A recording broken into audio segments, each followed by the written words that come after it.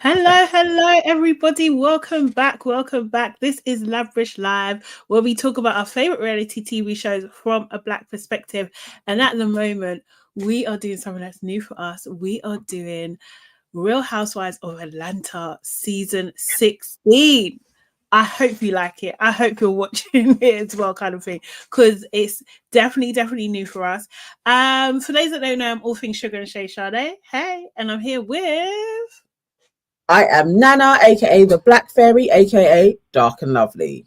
Yes. And guys, as you come in, make sure you hit that like button, please. You might as well do it now. Might as well. And Nana, if people want to get closer to us, what do they need to do? People, you need to sign up to our YouTube membership, please. It's $1.99 to support us, but $4.99 to be a part of our family. And that gives you access to our WhatsApp group, extra videos, and membership lives as well. Now, we are on the road to 200 members. It's a solid number. So please sign up today. Make us superheroes. I'm going to be dropping the link in the chat right now. Okay. Thank you guys. I love that. Make us superheroes. So yeah.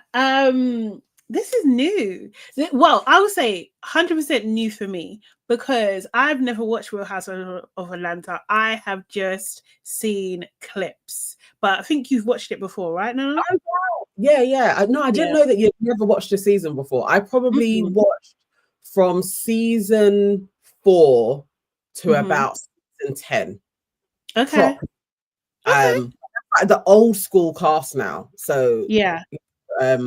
Most of these guys are new to me totally, and I've never seen them ever before, other than Portia and Shamia. I don't know Kelly. I don't know none of them. They are new.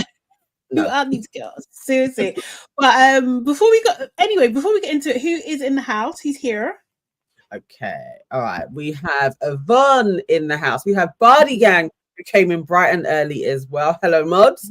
We have Judy B in the house. KW is with us. Midnight Hour 1 is with us as well. Keisha is in the house. That Cat Rocks is in the house too. Come in and say hello. We are on Facebook as well. And we are on Instagram. So guys, come over to YouTube and get involved in the chat. Yes. Seriously. I've never watched it. Wait, before we even start, what did you do this weekend? How was your weekend? Was it good? The weekend was good. What happened? Nothing special. Just family time. Yeah. Just with the kids. Nothing, no great adventures. I generally stayed in or around Stratford. Yeah. Okay. Yeah. Nice. I think, what did I do? I done a bit of tidying, I'm getting a bit dry. Can't lie, I'm getting a bit dry. I like to be at home. Well, you know me anyway. I like to be by myself. Like, I like to be home and stuff. So I was doing a bit of tidying and stuff, trying to spring clean. I'm going away. I'm not going to say exactly when, but I am going away in April. So I'm just getting ready for that as well. Well, I've been thinking about getting ready for it. Yeah, I need to mentally prepare myself before I start packing and stuff. So yeah, I was just doing that. And then I feel like I've just been walking a lot lately. I've really been walking a lot. I've been doing about 10,000 steps. I know that doesn't really mean much, but about 5 times a week, 6 times a week kind of thing. So yeah, just trying. And although I'm knackered now, my legs are they want to break. Yeah.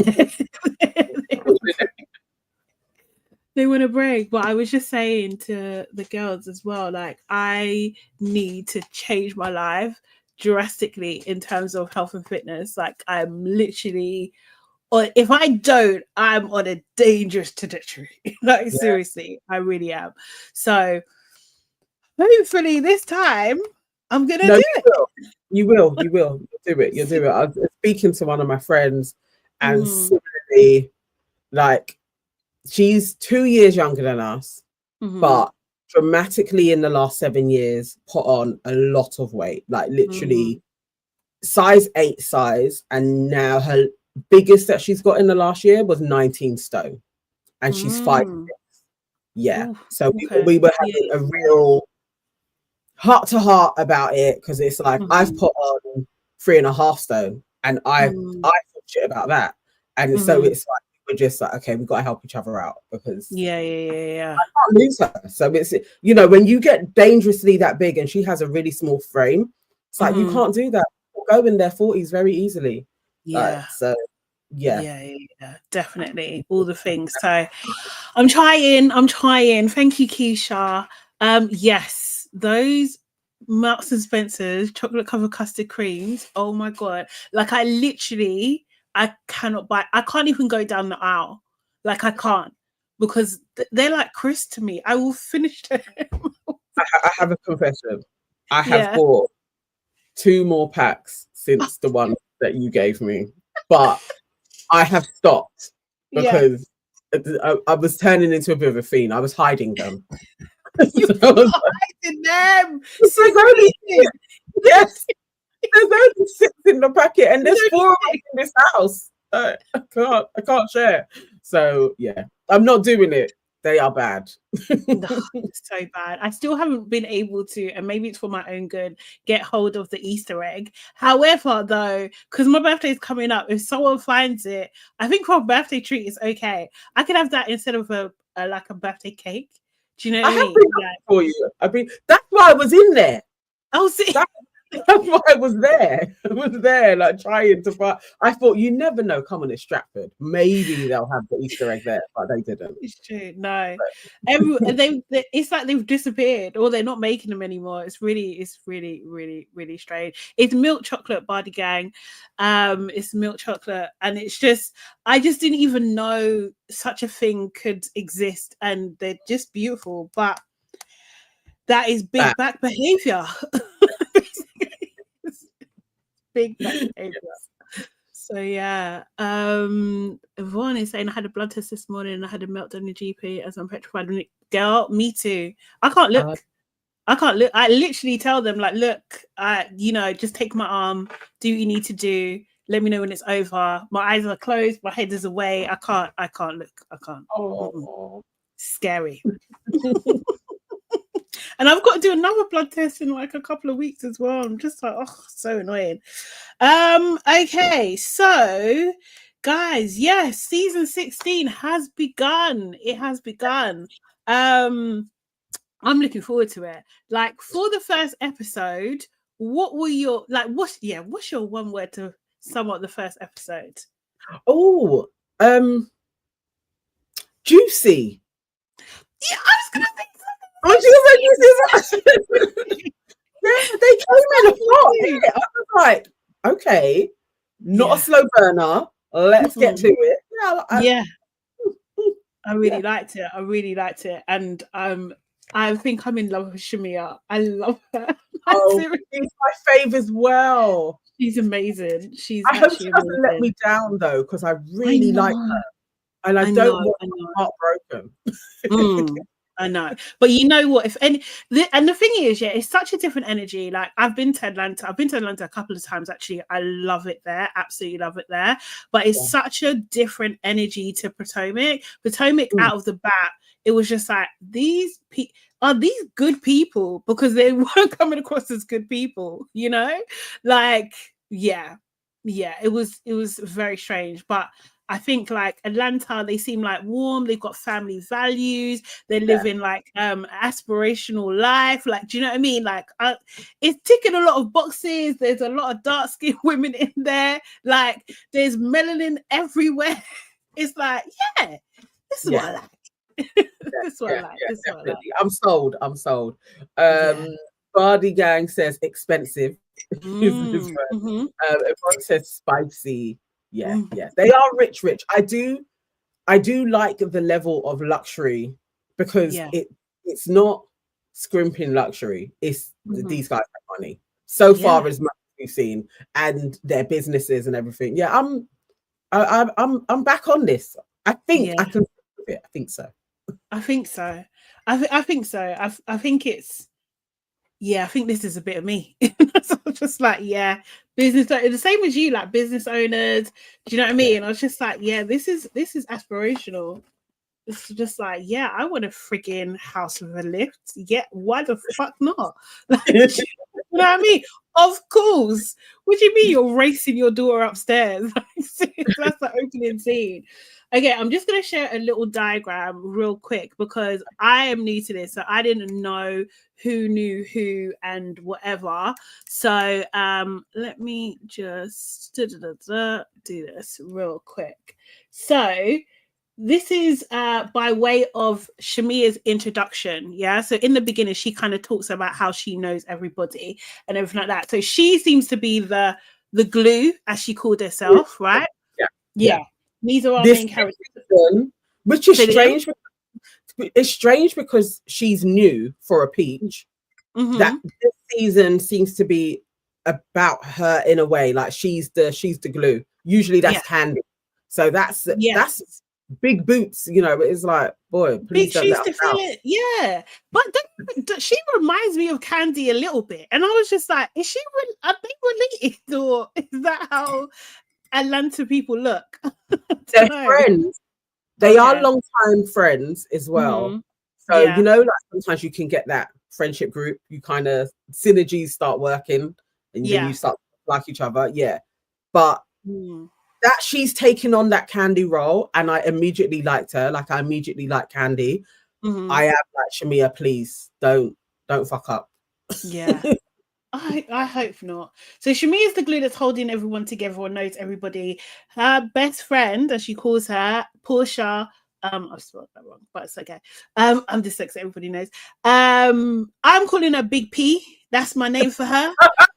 Big P is in the place. She is known Shamia for decades. They got pictures of when they were young and everything like that. So yeah, they're real, in real life friends. Outside of filming, they are friends. Yeah.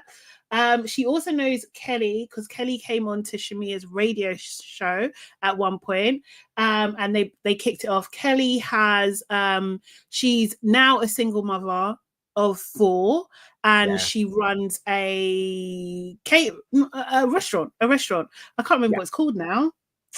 I can't remember what it's called. Oh, her restaurant is Nana's, right? Nana's Chicken and Waffles spot, I think. That's it was. Yeah. So she's got that. And she is friends with Britt. Now, Britt, I know absolutely nothing about. All I know, she's married and she's just upgraded her ring. That's it. To be fair, that's all we got told about her, actually. Maybe in a few episodes that's going to mean something, but maybe, yeah, it's true. Then we have Drew. Drew is she's also getting a divorce at the moment. So at the moment, yeah, Portia, Kelly, and Drew are all getting a divorce right now. Right, from the main cast. So she is, but her situation is weird because her soon-to-be ex-husband is actually living in the basement of their home. So it's a weird situation. And she's also like a singer. I don't know what else she does, but I think she has a couple businesses. And she is friends with Angela Oakley, who is married to an old basketball player, right? Yeah. Okay, I can't remember. Is he called Chris Oakley, I think is his name? But Chris, I don't know nothing about basketball, and apparently he was a legend at one Was stage. He a legend? Okay. But I think she has all of these women have their own businesses as well. Do you know what I mean? But her kind of claim to fame is the Oakley name. Right. Okay, thank you. Yes. Charles Oakley. And she does real estate as well. So that's how she's made her money. Does she? Okay. Cool. Britt is in insurance, which I was just like, love that. And I was just like, need to look into that. Absolutely love that. Kelly's got a restaurant. Portia, what's Portia's business? She's got hairline. Hair. Yeah. Has Portia got skincare as well? But definitely her naked hair is what she seems to push a lot all the time. So I think that does really well for her. because she's not on Dish Nation anymore. So she doesn't seem to have that media side that she did have. So it's probably just the hair business. That's it, kind of thing. And Drew, I don't know what her business is other than music. Go Naked Hair. I did hear one of Drew's songs though, and she actually has a really good voice. Oh yeah? Serious? Yeah, it was all right. I was like, oh, okay. So it's not like Portia saying I want to do singing, because Portia's singing career was terrible. Drew can actually sing. Yeah. Okay. Oh, he was a legend at Chicago Bulls. Oh, I remember them. Chicago Bulls. Remember when we had the jackets? One of the guys said he played with legends, and there's a difference. So oh okay, so Drew can sing and act. She's an actress as well. She's an actress. Yeah, she's an actress. Shamia is also, she calls herself, what does she call herself? She said she's the female Jamie Foxx. She's an actor, singer, dancer, and host. That's what Shamia is as well. So they've got like a lot of things in common. They're all, you know, formidable women in their businesses and their statuses in there, you know? So we start, I think the first episode opens with actually Portia, to be fair. She looked great. I can't lie. She was working out or something like that. She looked really, really good. I loved the whole look and everything like that. She said that she's divorcing her husband. And then all I could think in my mind was Ice, because they came to get him, isn't it? Is he currently still... He's still in detention. Really? Jesus. Yeah. Jesus. Oh, Drew played T-Boz in the TLC. Really? Oh, I never watched that. Was it good? Did I. Okay. I didn't watch either. I will. But someone else. Who else was in it? Was someone else from this cast in it too? Or did I make that up? I don't know. I thought I saw a picture. Yeah. Simon. Do you think he messed with the wrong one? Anyway, we can talk about it. But Portia was talking about, you know, her husband situation, her ex-husband situation, and she was having like who the fuck did I marry situation with him, because she didn't know what was happening. We see Shamia and her daughter, you know, what do you call it? Like in the house, it's 9 million or 9.9 million house. I was just like, wow, that's a mansion. Her house is huge. I was literally like, wowzers. Yes. Yeah. It's so, and maybe that's why I like her as well. I love her house. I love her house. I love her vibe. Yeah, she seems cool. Little Mama was Left Eye. Oh, okay. And Keke Palmer. Okay, I need to watch it. I didn't watch it at the time. I don't know. I feel like it's gonna make me weep or something, and I wasn't in the mood at the time. Like I feel like I'm gonna TLC. I was when Lisa left this plane. Yeah, I was in bits. I was in bits, man. That's gonna be a hard one. It's gonna be a hard one. I think that's why I didn't watch it, because and I never watched the documentary, you know, that she was actually doing, and so they had footage of her in Honduras. I never watched it either. Like that. Yeah. I watched something, and that was even that was hard. Yeah. I saw her saying I saw 2 elevators in that house. Yes. I was saying it's the biggest house we've seen on the show. Oh, is it? Is it? So. Okay. Yeah. Her house. In all the seasons. Wow. Definitely.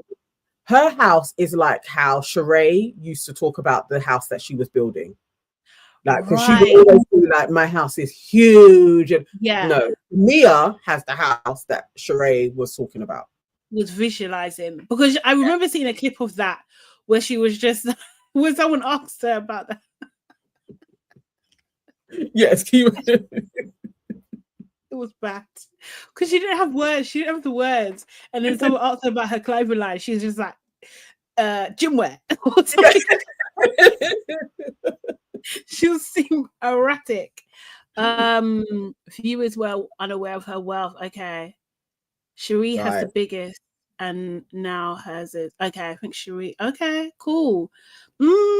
Chateau Cherie. Okay. Yeah. That's what she called it, Chateau Cherie. Yes, but Shamia's yard eclipses Cherie's one, definitely. Wow. Okay. So, what do you call it? So I think, yeah, so Shamia is had some of her family over in her beautiful house, and she's talking about that her birthday's coming up, that she's going to have a party. And she talks about, you know, she's had, you know, a lot's been going on. Her last baby that she had, Shiloh, she had via surrogacy, and there were some issues and everything like that. She's been with her husband for 10 years, Gerald. And you know, she talked about their love story, how they met and everything like that, how he didn't have kids, and she was just like, right, that's a bit of me. And I was just like, yes. Her storytelling, it cracked. I was laughing throughout her whole storytelling and the speeding through it. Literally like, this is the best edit. This is hilarious. Because the producer was just like, Cherie, can you make it shorter? She's just like, yeah. And then proceeds to continue to talk for a good 5 minutes, like going on and on and on. It was hilarious. It was actually hilarious. But she talked about it, and then it got to the part where she was just like, so I was over his house and my belly was rumbling, and you know, I went to the bathroom and everything just came out. And I was just like, what are you telling me? That you took a shit?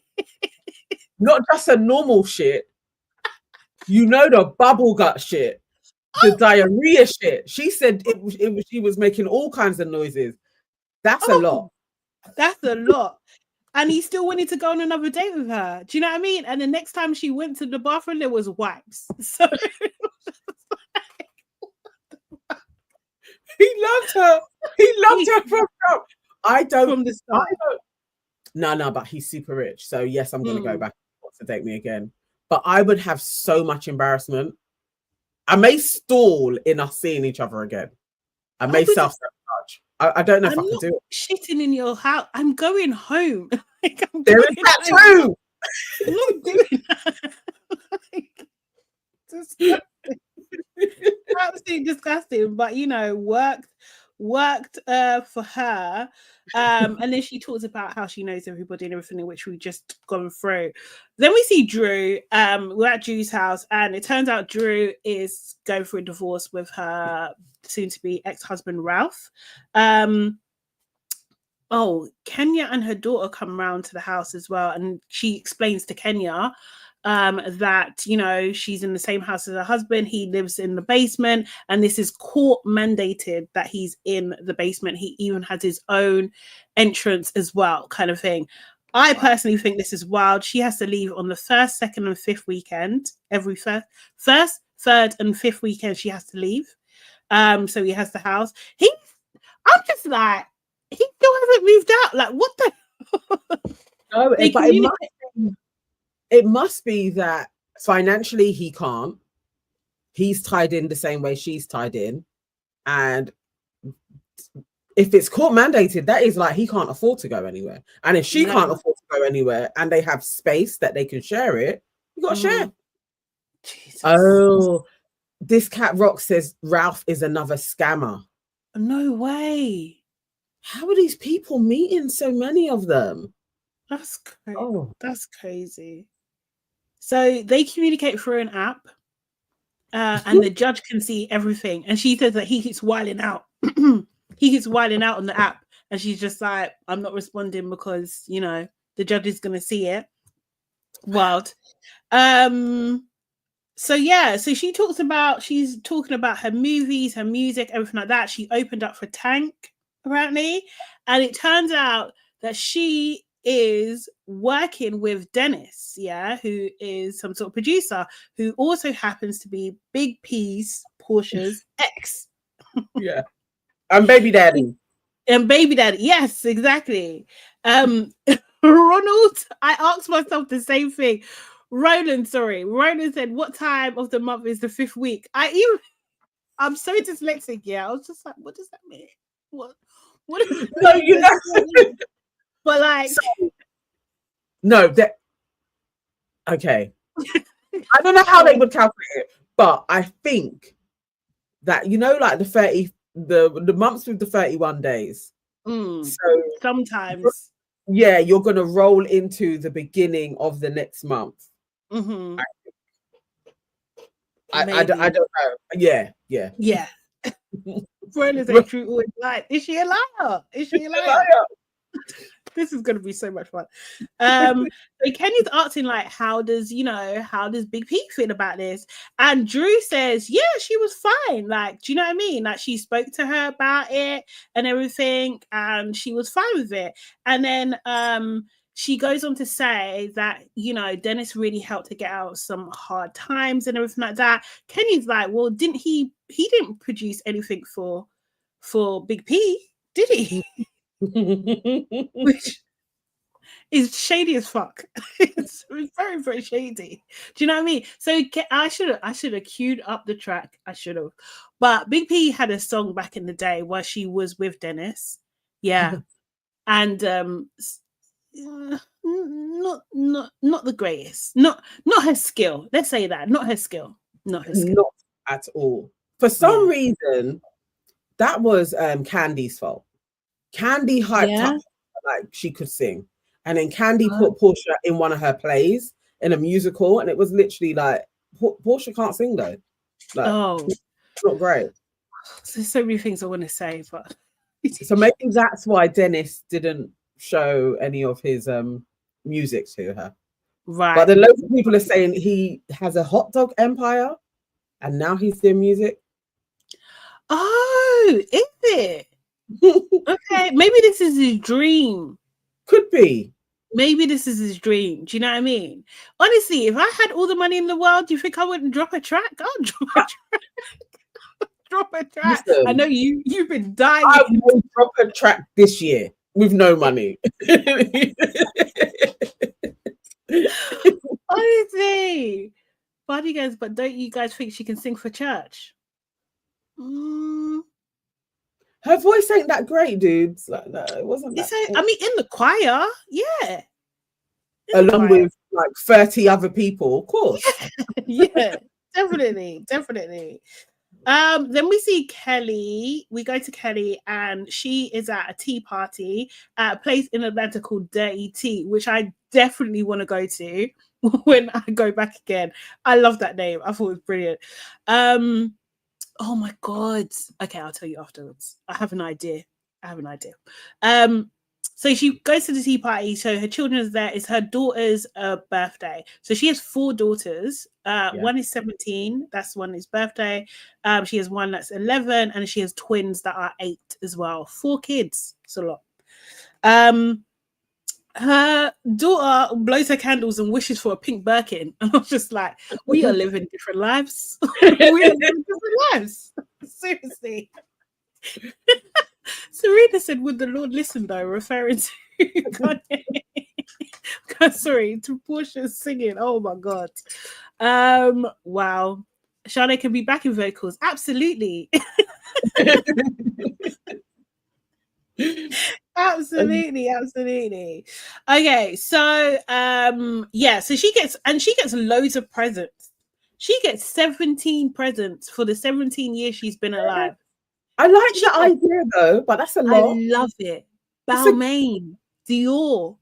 It's a cute idea. I would love that. Oh, you know the income you have to sustain that. That's wow. Because you got to do it for all of that, and then when it's the twins, come on now. She said it's a big one to do, but she's got to do that now for everybody. Yeah, it's a lot. She talked about her her situation. So she'll be divorced hopefully in about a couple of months, 2 months. She was saying she was married for 11 years, and part of the situation, she was in situations where it was an unsafe environment and she had to call the police, right? So there's a lot going on there. It seems like she's been through some stuff. Yeah. But she's doing well with her, chicken and waffles nanas. She has 24 karat gold maple syrup. I was just like, what? Featured in Forbes. I can't lie. These kind of things, I'm just like, I want to try. I want to try that. That sounds amazing. And she's got a mimosa mix as well. So she's very, very entrepreneurial, right? She's got a lot going on. She's the one with the cookbook. Yes, she's got the cookbook as well. Yes. Yeah. So she's been doing bits in that space, I guess. You know what it was? I think I had seen her book being promoted on Shade Room before, like years ago, but she looks so different now. So she looks like she's got that fresh plastic surgery. Like maybe next year she's gonna look different again, but it looks very much like I just got my face done for this season. Yeah, it's a bit tight. Looks a bit tight. And a little swollen. No, totally. She's giving I'm trying to be nice. It's hard.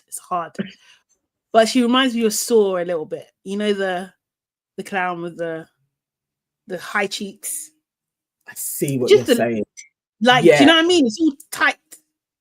Tight Tight I don't like that look, especially on black women. I don't know, but sometimes their face settles down. Like, remember in Girls Trip, what's her name had it? Jada Pinkett. She had just done her face as well, so it was like it's tight.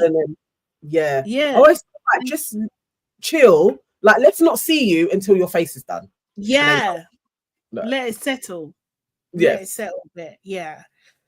She does talk about also the kids can't see him right now, although he is a good dad to them. So then we cut back to Portia, Big P. She's at the attorney's office, and basically she's talking about the second divorce that she's dealing with. Do you know what I mean? This time, however, she did do a prenup, so that was good.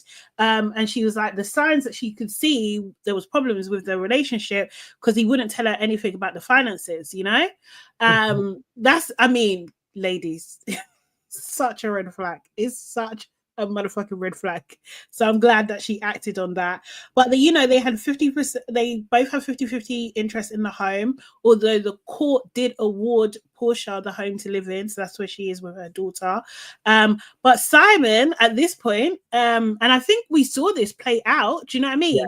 He didn't want her to film in the house. And so that's why she's at the attorney's office, basically, to say, like, for them to draft something to say that she can film in the house. And he's on. I swear I see that man on Real Housewives every so often. Somebody goes to his office with. Oh, seriously? He seems to be the resident attorney that they go to. Like, you saw the clips where it goes to Portia with her first divorce, but he comes in from time to time. Yeah, he's the same guy. Maybe he's one of the best attorneys in Atlanta, but maybe it's true. And then she did talk about how she found out that he doesn't really have a real green card, and he had issues with citizenship. There was like some fraud allegations back in the day, and that they had a really, really, really bad argument on Valentine's Day, but she just posted it to normal. So maybe she's addressing some things that were in the blogs. I don't know, because that seemed a bit like out of place to say. But the attorney, he just advised her, like, take the high roads, like always take the high roads and everything like that. And she just starts talking about how he really just doesn't even want to communicate with her, and then she starts crying. So he really starts to get to her. Do you know what I mean? And I was just thinking, because they show shots of him, and I was just like, it must be the money, because these women are way too pretty for their partner. Listen, Portia got taken when he was with Phelan, I think her name is. And that was her husband, and Portia met him. I think Portia was she thought he was like, that multi-millionaire Nigerian. And he knows a lot of people in Atlanta, and I think she thought, this is my meal ticket. This is and also you see her relationship with Shamia. I think she wanted to rival her. Like, you think they're frenemies? I think Shamia really does love Portia, but I don't think Portia loves Shamia. I think Portia was like, I want my African king that's going to give me the big $1 million house. And she just met a scammer. You took somebody else's husband, didn't it? And this is what you get. So in all of her tears, I was like, I don't feel sorry for you. Like, this is what you get. You thought she was absolutely bamboozled. Well, a scammer will do that. No, that she was a good scammer. Scammer. But if you have some morals, you wouldn't have fallen. She didn't fall for Simon. She didn't have him. Come on down. But what about the girl before, right? The ex-wife before, was she on the same thing? Like, no, I think she loved him more, but also similarly, once she realized he ain't as rich as he says he is, I think she dipped out as well. Yeah. Ooh. That cat Ross has been a member for 6 months. Woo, thank you. Look at that. And says Portia secretly hates Shamia. Ooh, you think?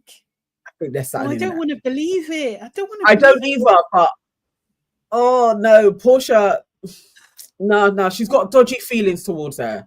Yeah. Definitely dodgy feelings towards her. You think? Hold on one second. I just need to put my charger in. I forgot to do that. I'm always forgetting to do it as well. A Bardi Gang says, welcome to the yellow gang. Yes, you guys are going up in different colors as well. Oh, brilliant. Seriously. I feel like you know, if this was a relationship, we'd have like an anniversary dinner or something. Do you know what I mean? 6 months. That would be cute. I don't think it's hate, it's more jealousy. You think? Yeah, maybe. Something around there, definitely. But I think for a time, Shamia was the backup dancer to Portia. And right. Mia moving Portia was on the show. She had more the fame, do you know what I mean? The platform. Yeah, okay. Exactly. And now Shamia is that girl. Like basically, I think we're gonna start seeing Portia's mean side come out and her trying to. I hope they don't go down that road though, because I do want their friendship to stay a friendship. Yeah. Seriously. I really like I like their friendship. I really do. But yeah, I'll be sad. So we see Shamia, she has dinner with the girls. So she's having dinner with Kelly and Britt, right? Kelly immediately is talking about her ring that she's just had an upgrade. It was 7.5 carats and now she's got 10 carats because she deserves it. And I was just like, God, when will I have those conversations? When will that be my reality where I can just be like, yes, I've upgraded. My ring's been upgraded. These are the kind of problems I want. Please, God. Please, you know? Seriously. Oh, we got a super chat. Thank you. That cat rock says she walked into Phelan's house and walked out with her husband and her Hennessy. Basically. But you know, now she's having an expensive divorce. So oh, it's true. And very, very public divorce as well. Do you know what I mean? Seriously. Oh, really? Football Genius is the same. Do you see that one there? Which one's that? Portia gives me keep your friend close and your enemies closer kind of energy. Oh, wow. Okay. Oh, saying so. So yes, so Shamia is talking to Kelly or having dinner and drinks with Kelly and what's her name again? Britt.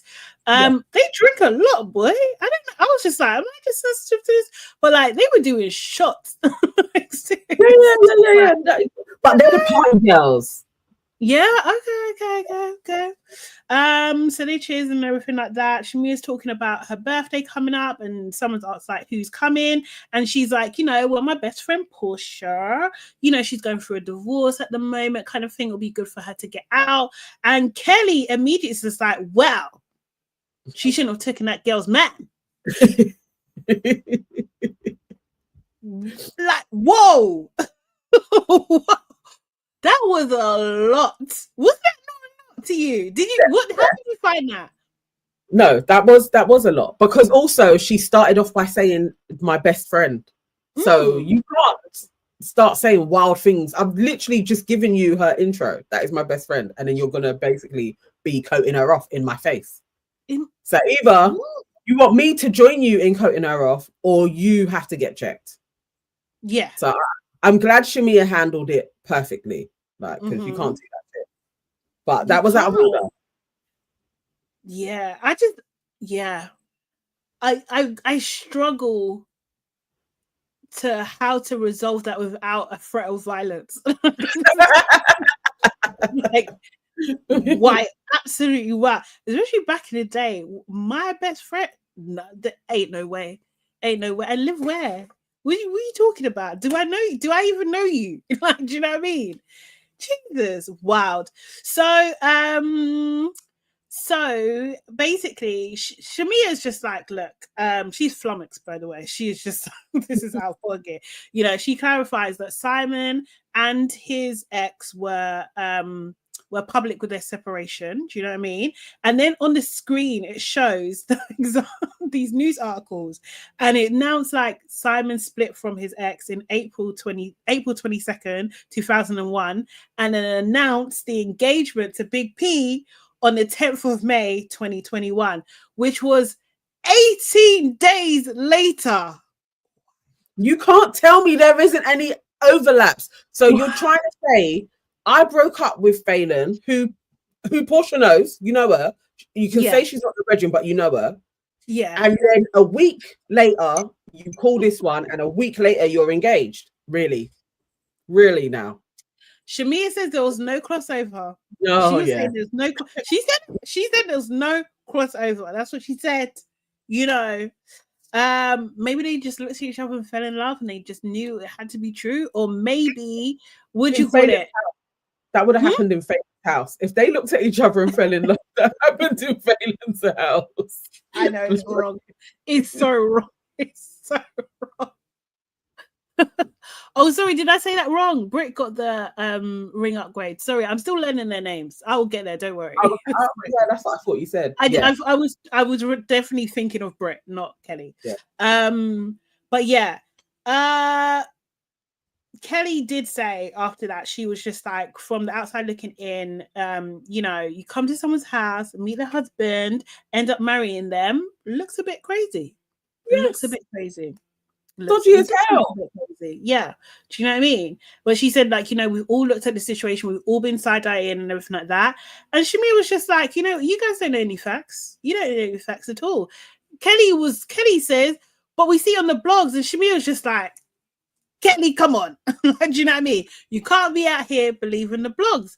And I do think she has a point with that. Do you know what I mean? Because obviously gossip sells, all that kind of stuff. Like, things are going to be hyped up. You can't get your information there, especially if you're in these people's circles, right? Do you know what I mean? Like, you can ask questions, you can get the truth that way.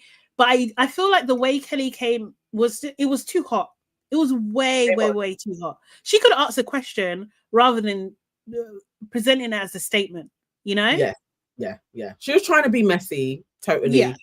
To set her, I get it, it's a show, so you want people to remember you, but definitely Phelan has done interviews and has basically said Portia was messy and they were on their way out, but Portia made it happen faster. Right. So yeah. Right. Okay. That's how she sees it. Like, maybe if she wasn't in the mix, maybe they would have lasted a little bit longer, maybe not, but she didn't help the situation. But shouldn't Phelan also thank Portia, because Simon has now been revealed? There is that too. There is that too, definitely. Because she got out at the right time. No? Yeah, I guess. In some factions, yeah. You know?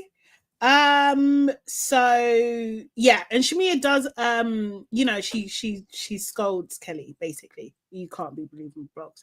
And she says, she clarifies that Big P reached out to the husband and the girl the ex, like before getting together with Simon. So they both knew. Kelly just says, she thinks it's a fine line. And, they do agree. I can't remember exactly who said it, but they do agree that it is definitely a fine line. So then they go on to talk about who else is coming. So Drew is coming too to the birthday party. And she did ask Ralph to come too. So Drew's soon-to-be ex-husband. And Britt then says, Britt says, I heard that Drew and Dennis are dating. Yeah. Again, Dennis being my best friend's baby daddy, you're just throwing out the information just like that. Wild. So we know Britt and Kelly are gonna be the messy ones. Yes. Like when Kenya came in, in on crud. Yeah. So they're gonna be those two. Okay. Cool. But then I'm just like, why are these girls so comfortable to say this to you, Shamia? I don't like that. I know. Because she's not switching. She's not. And I don't know whether it's like that southern, it's Atlanta southern, but it gives me that southern kind of energy. Yeah, like southern hospitality. Do you know what I mean? So you're just like, you don't lose your temper, you don't do that. I don't know, but I was just like, this is crazy. So Kelly did say that Dennis flirted with her in her DMs because she posted like a bikini pic and he flirted in her DMs and everything, just to say how messy Dennis is. And Shamia asked her, like, did you respond? And I was just like, okay, now you're acting like a best friend. Like, do you know what I mean? Like, try and get the tea and everything. And she was like, no.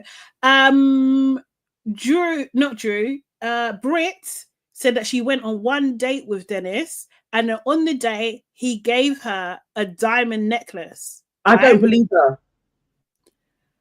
You don't believe her? No, I was like, one date with a dude and he came with a diamond necklace. I don't believe you for a second. Like, how? You don't? Who does? I think it's possible. And God, if you're hearing me again, me too.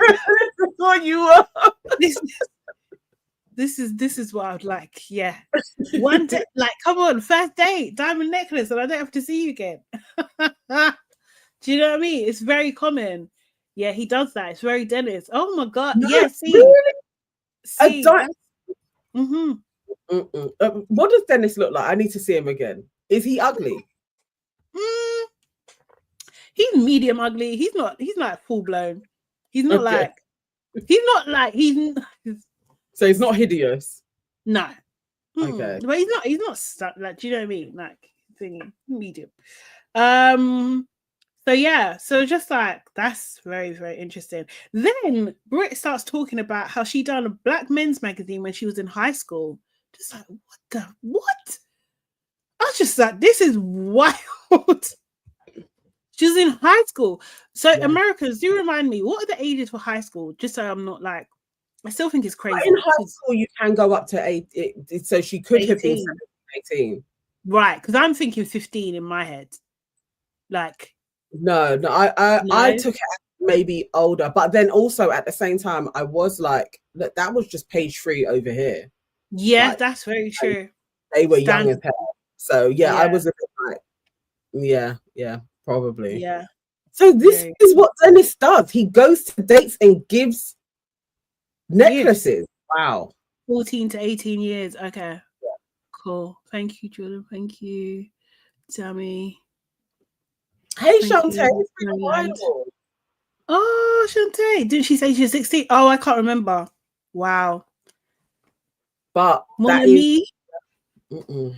Say Dennis looks like Jermaine Dupri to me. Also, good morning.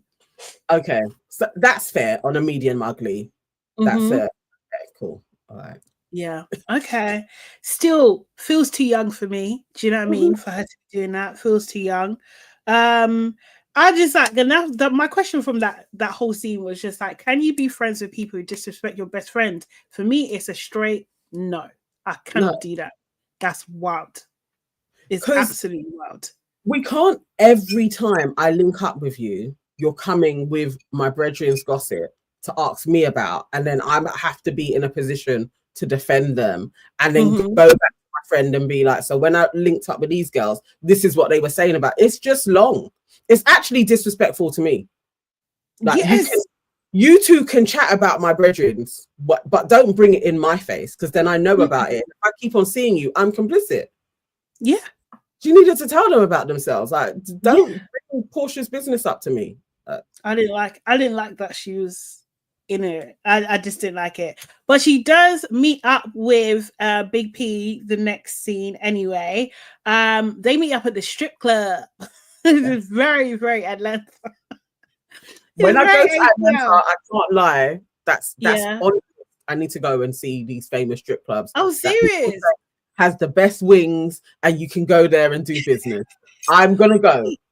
No, we definitely had a drink. I can't remember if we eat, but I went to Magic City. This was years ago now, and I can't lie, it was hilarious, uncomfortable, and entertaining at the same time, like all at the same time. Like, I was just like, because I felt sorry for the girls. So like, we like, it was like, I can't remember how many, maybe 4 of us. And so it was just like, oh, let's get a dance. I didn't want to, because I'm just like, you know me, I'm quite pro women. Do you know what I mean? I was like, this is exploitation. Some of the girls in there look way too young to be there. And like, when you're giving, like, I gave the money in her hand, because I'm just like, no, I'm not throwing her these throws on the floor. Then you have to use your nails and pick up the money from the floor, is it not? Like, no, I didn't like it. I didn't like that. Seriously, one girl's ass was so cold. She had bad circulation. So I was chatting to her.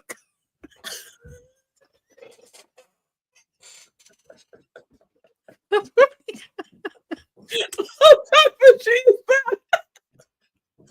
was probably talking to her. Cold. What's going on? You know what I mean? But she had bad circulation. So yeah. Probably from getting butt shots. She did. Yeah, butt shots. She was a natural babe. But yeah. But the girls that do the poles, they do the poles. Seeing that is amazing. In real life, sick. Absolutely sick. It's just so good. I want to go and see it. I want to go and see it for myself. Atlanta is definitely on the list. I don't know when I'll go there, because when I'm going to go to America. So I can show Sade getting a medical history. I was genuinely concerned. I really was. So yeah, I don't know. I just didn't like the exploitation of it, or what I perceived anyway. Do you know what I mean? Because obviously some of these women, they're doing it because they either have to or they really want to. Do you know what I mean? So like, it's not a blanket thing, but yeah, entertaining, uncomfortable as well. So yeah, but yeah. Anyway, so they're at the they're at the strip club, and so you see some ass clapping, everything like that. They take shots. I'm just like, is shots medicine? It might be. No, these guys drink. Yeah. They drink. That's the thing. They drink quite a lot compared to Potomac. I mean, Potomac, they drink as well, but I do feel like Atlanta, there is way more drinking. Yeah, it seemed like it. Shamia asked if she had if Portia, Big P, had spoken to Simon, and she was like, no. And apparently he had messaged Shamia and text her saying, like, you know, congrats on, like, you know, getting a peach, like being on the show and everything like that. And she responded like, thanks, bro. And Big P had to remind her and say, like, he's not your bro anymore. And I'm just like, why do you have to remind her? If that's your bestie, it's just a bit. I know. I don't know. We're seeing holes already. We're seeing holes, and I'm just like, Shamia, are you? But hey, Erin. Yes, hey, Erin. But all right, so let's say Portia is a babe that falls out with people all the time, and you're her best friend, and you're like, all right, okay, Simon hasn't done anything to me, and maybe she knew Simon before Portia as well, like, so he's still her brethren, even though Portia is going through a divorce with him, but he's still like a friend-ish. So she doesn't necessarily cut people off just because Portia is in beef with them. Maybe that's Shamia's stance on it. So she doesn't have to cut him off, because that could be rude and is, you know, a little bit childish at their age. Do you know what I mean? But what she can do is be more thoughtful about her response, right? Do you know what I mean? Because if this is someone that you're calling is your best friend, you're saying that, do you know what I mean? I'm claiming you as like, I will defend you, I will be there for you, I'll do all these things. You're not saying that Simon is your best friend, you're saying I'm your best friend. Like, do you know what I mean? If I'm putting myself in this situation. But like, do you know what I mean? So you've publicly stated your loyalty to me, right? You're not saying that we're friends, you're not saying it's casual. Best friend. That came out of Shamia's mouth, right? Do you know what I mean? So it's just like, so you could have said thank you. You don't have to put the bro. Like, are we like, if you're pulling my friend through the, what do you call it, through the gutter at the moment on blogs, doing what you're doing, trying to get her to stop filming in her house, you're not my how bro. Okay, that's fair. Wow. I forgot of all of the messy things that Simon had actually been doing as well. Yeah. It's being familiar where you don't have to be familiar. You like don't that. Have to. And just it's just those little things, like, do you know what I mean? That make the difference, like, that show that your loyalty. Because obviously, Portia's going to know it's a difficult situation. She's going to know that. But she shouldn't have to say that's not your bro anymore, you know? It's weird. Maybe they are frenemies. I don't know. And then, Shamia tells Big P about what Kelly and Brittany were saying. Do you know what I mean? And, you know, Portia's just like, what did she say? She was just like, oh, well, she can be blocked too. Just like anybody else, that kind of thing. Because she's like, you know, not a big deal to her. She's like, you know, she's trying to promote her chicken shack. It's just like, oh, Portia. She's a shady one, isn't it? Portia has always been the worst anyway. She is shady as hell. Seriously. And then she also mentioned about, Shamia mentioned about Drew and Dennis hanging out a lot. And, you know, Big P was just like, you know what, I've supported and considered Drew a friend and everything like that, you know, and she's also, Drew is actually the influencer for Portia's brand. Yeah. So I just think, like, this is weird. This is very, very weird. But it just feels like it's crossing the line at the moment, kind of thing. And then she goes on to say that Shamia's party should be very interesting. So yeah. I was just like, I don't know. Is Shamia enjoying this? That's what I thought. Yeah, she is, because it's like she is center and nobody's coming for her business at this moment in time. That's all I would be cautious of if I was Shamia. When you're in that center spot and everybody else is bickering around you, just know sooner or later they will come for you and your business. So I just don't want her to be too smug at this moment in time, because it always changes. But she is loving it. She is loving that Candy position. She's the center of it. A new peach, and basically the first 2 episodes were revolving around you. Of course, I'll be like, oh my God, this is my world. I am the next Nene Leakes. Like, I just don't want it to go to her head. I don't know. It's going to be hard for it to go to her head. It's going to be so freaking hard. So hard. So yeah, next thing we see Britt and her husband. That was kind of like a non-scene, to be fair. And then we go back to Shamia, and it's the day of her birthday, and she's talking to her mum, and she starts singing like Rain Rain Go Away. I wondered, Nana, do you think you could do a rendition of that? Like, actually, on any other day, you know, we're doing. I'm actually feeling like a sore throat is coming. Oh no, okay. We can do it for next week. Remind me next week, Yeah.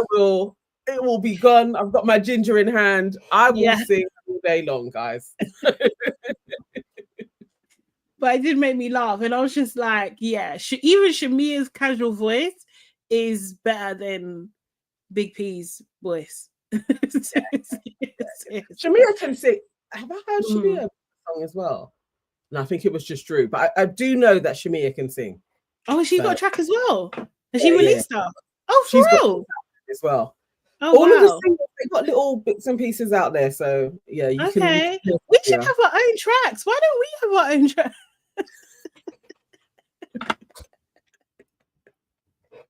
Well, me and AK have been talking about the Aunties with Voices album for time. Yes, I think we should. You have. I just feel like I don't know. Even if it sits in the members area, so it's not out there. You think someone would screen record that and put it out? What? The members can hear Aunties with Voices. Scared. I'm so scared. If one of you've got jokes. But yeah, Shamia has a brilliant voice. It was really beautiful. And I was just like, I just thought it was nice. Anyway. Re-record yourself. Yeah, you can re-record yourself. Thank you, Shante. I'm good. Now you're a joker. You guys need to link up with DJ AG. That will not happen. Hey, Amina. Hilarious, absolutely hilarious. So yeah, I do feel Missy says I support Sade Soprano. Was that what it was? Was it Soprano? It was actually. I keep on forgetting to clip it. I keep on forgetting. You guys have brought it back. No, thank you. It's okay. It's okay. It's okay. It already lives, so it's okay. It's okay.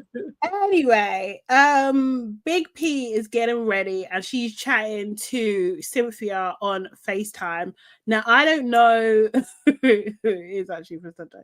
I don't know much about Cynthia. Do you know anything about Cynthia? No, so Cynthia doesn't have a peach anymore. She is a friend. She's a friend of the show. Okay, cool. But she used to be on it, right?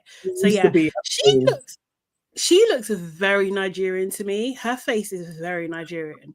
Like, I see what you're saying. I don't know if she is, but I was just like, yeah, I've got aunties that look like you.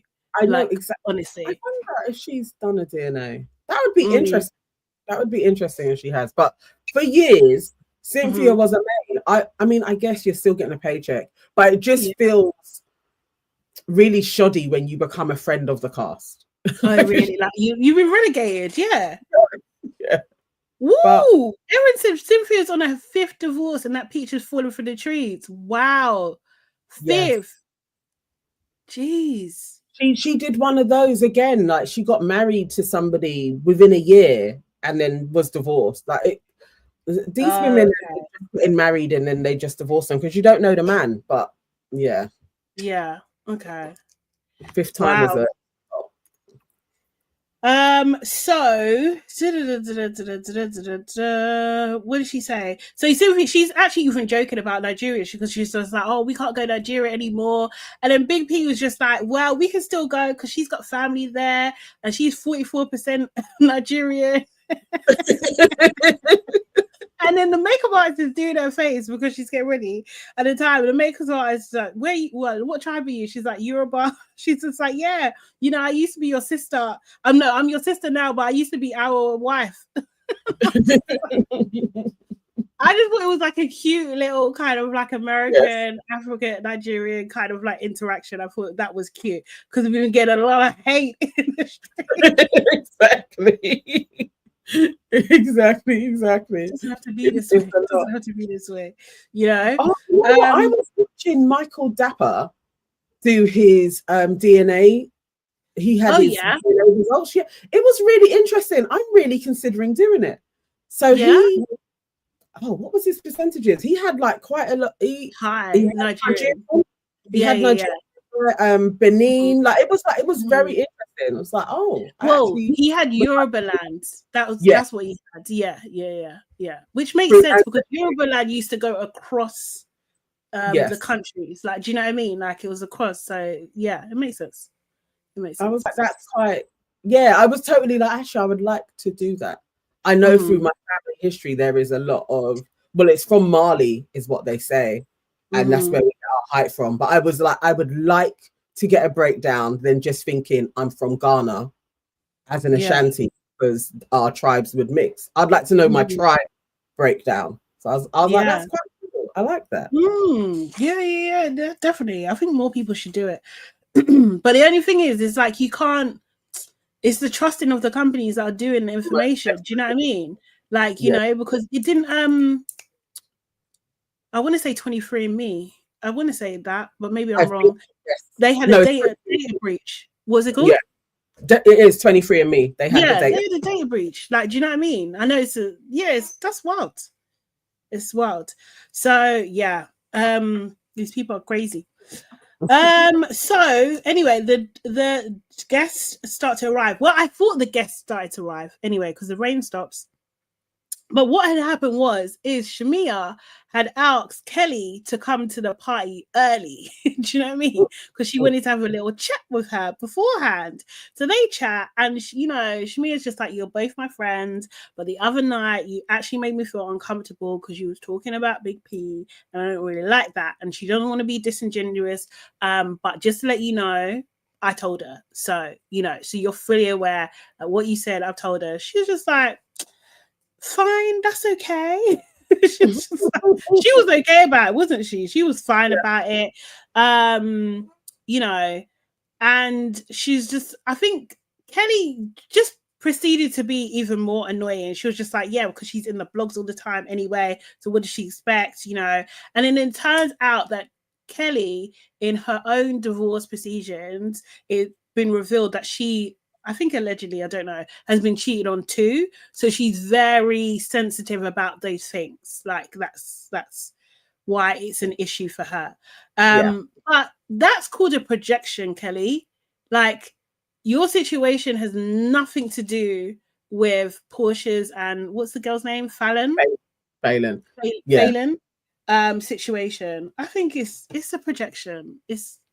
No, it's a lot. And then Shamia says that anytime you got questions about P, ask her directly. Which that's what we needed to hear. Yeah, exactly. So Shamia does a bit to camera where she talks about her husband's money, and her husband's money is from HVAC. And I was just like, I don't know what that is. But she said that they have it in like airports and stuff, and like he builds stuff. Like, did anyone know? Because I forgot to look it up. Know. Yeah, please let us know. I just thought for the few engineers that I know that are involved in aviation, they all have a hell of a lot of money. So whatever he is supplying to aviate, his money's long. He is very rich, very wealthy. Right. So that's maybe so. Okay, so maybe the search, we need to reverse engineer this. So we need to find where the aero engineers are. You know what engineers generally look like though, yeah. As I think it was Will Smith earlier on said, if you want to have this lifestyle, you got to open up to Short Kings. I think was so short. No, Gerald's not short. What do you mean? Gerald is not short. They lucked out, but generally engineers are nerds. So yeah, no, that's fine. I went to Google. I can deal with nerds. I can actually deal with them. Actually, might be better. We might have some neurodivergent things in common. That's okay. Like, do you know what I mean? HVAC is heating, ventilation, and air conditioning. Thank you, Dr. Mizzy Honey. Thank you so much. Thank you so much, Lucy. There we go. All right. Lucy. So let's find some engineer species, and then we can find you a husband. Yeah. Okay, cool. That's fine. Because they're living a different life. I want to be upgraded. You know, like Beyonce said, like, let me upgrade you. No, me, I'm the one that needs to be upgraded. Upgrade me. It's okay. I don't mind. Shantae says my bro is an aero engineer. But how old is your bro, Shantae? Yeah, I did, but I didn't want to shoot my shot publicly.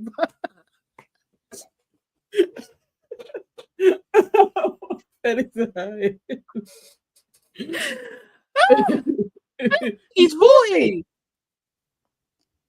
It's not bad, you know. That's perfect, is it not? That's a good age. It's a good age. I usually date a lot younger, but no, not that sounds crazy. No, I mean 5 years younger. Say this again. Erin's saying, but Shana, be careful because these men will try you in ways that they would try a Black American. What does that mean? What does that mean?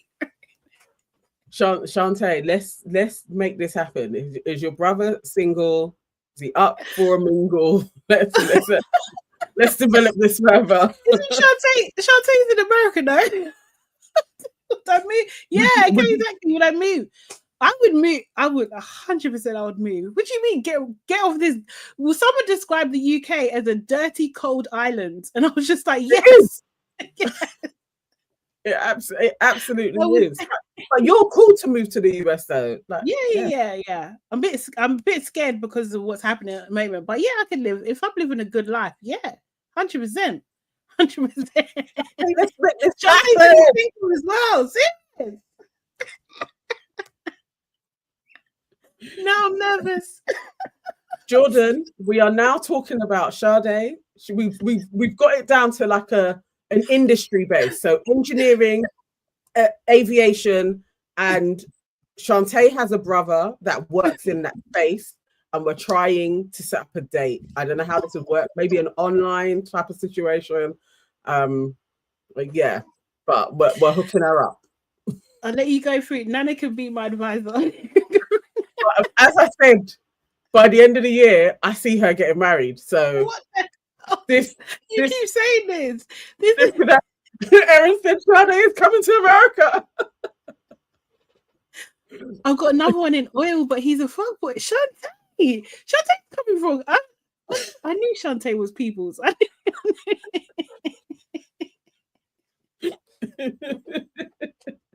But no, I'm open. I've been anyway, let me not. We may be sister-in-laws, so let me stop. Yeah, oh god. But yeah, seriously, I think like you need to you do need to open your mind, obviously, but the right criteria. Look, this is moving in a great direction. Shantae, I will be in touch. Yes.